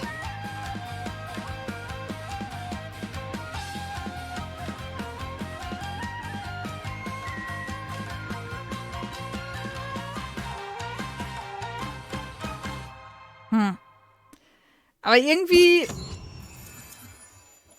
Bude wackelt. Na, immerhin. So. Das haben wir auch geschafft. Einsammeln. Okay. Aber irgendwie passt das noch nicht ganz. Habe ich den Eindruck. Also erstmal, ich darf wirklich nicht unten hingucken. Ich darf nur grob gucken, wo die hinfallen. Ich darf nicht auf die Tasten gucken. Das irritiert mich nur.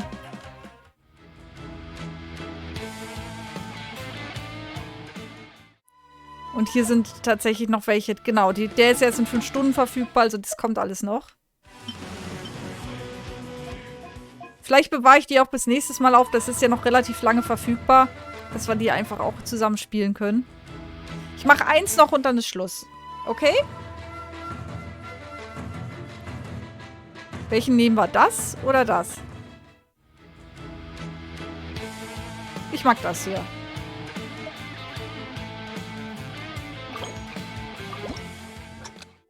So, gucken wir mal.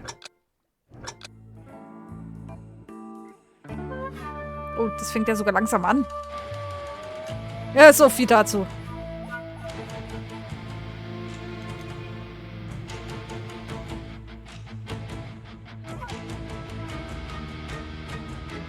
Ah!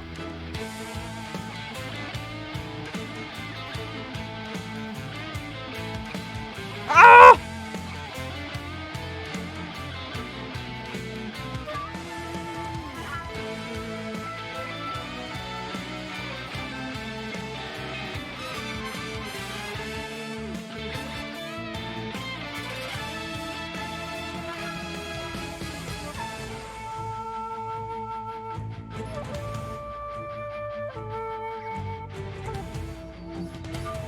Aber ja, es ist relativ schnell und der Trommelspieler so plock, plock, plock, Trommel, Trommel. Alles ruhig. Nicht schwätzen, konzentrieren. Ich sehe schon. Ah!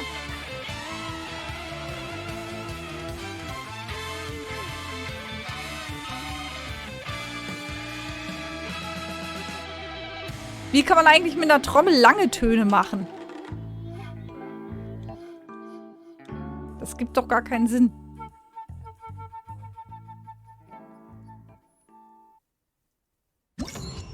Klingt nach einem Deal. Bude wackelt. Na. Na, seht ihr mal. Dann will ich beim nächsten Mal vielleicht noch ein paar von denen machen. Der ist in 1 Tag verfügbar, in 2 Tagen, in 3 Tagen. Ja, nächste Woche sind die alle verfügbar. Dann können wir da nochmal ein paar machen. Aber vielleicht gucke ich nochmal, dass ich es mir richtig eingestellt kriege. Wenn sie einem auf dem Fuß fällt, kommt ein langer Ton. Oh! Das ist aber nicht der Ton, der hier gefordert ist, glaube ich. Autsch. Autsch, sage ich da nur. Ihr habt Ideen. So. Nun haben wir es hier aber. Genau, das hier mache ich für mich. Und hier übe ich vielleicht noch ein bisschen. Gucke, ob ich es vielleicht richtig kalibriert kriege bis zum nächsten Mal. Und dann machen wir da ein bisschen weiter. Ansonsten steht ja auch noch hier Yelans Legendenauftrag an. So. Dann würde ich sagen, es reicht für heute. Ihr müsst eigentlich gar nicht so... Ach Gottchen, was ist denn hier aufgestellt? Nein, wie süß. Jetzt müsst ihr auch gar nicht so lange auf mich warten, weil morgen streame ich ja direkt wieder. Da spiele ich Neck 2. Gehe ich auf Trophäenjagd. Pokémon haben wir jetzt durch, Pokémon-Legenden. Habe ich noch gar nicht hochgeladen, die letzte Folge. Aber das haben wir jetzt durch. Wir machen jetzt Trophäenjagd in Neck 2.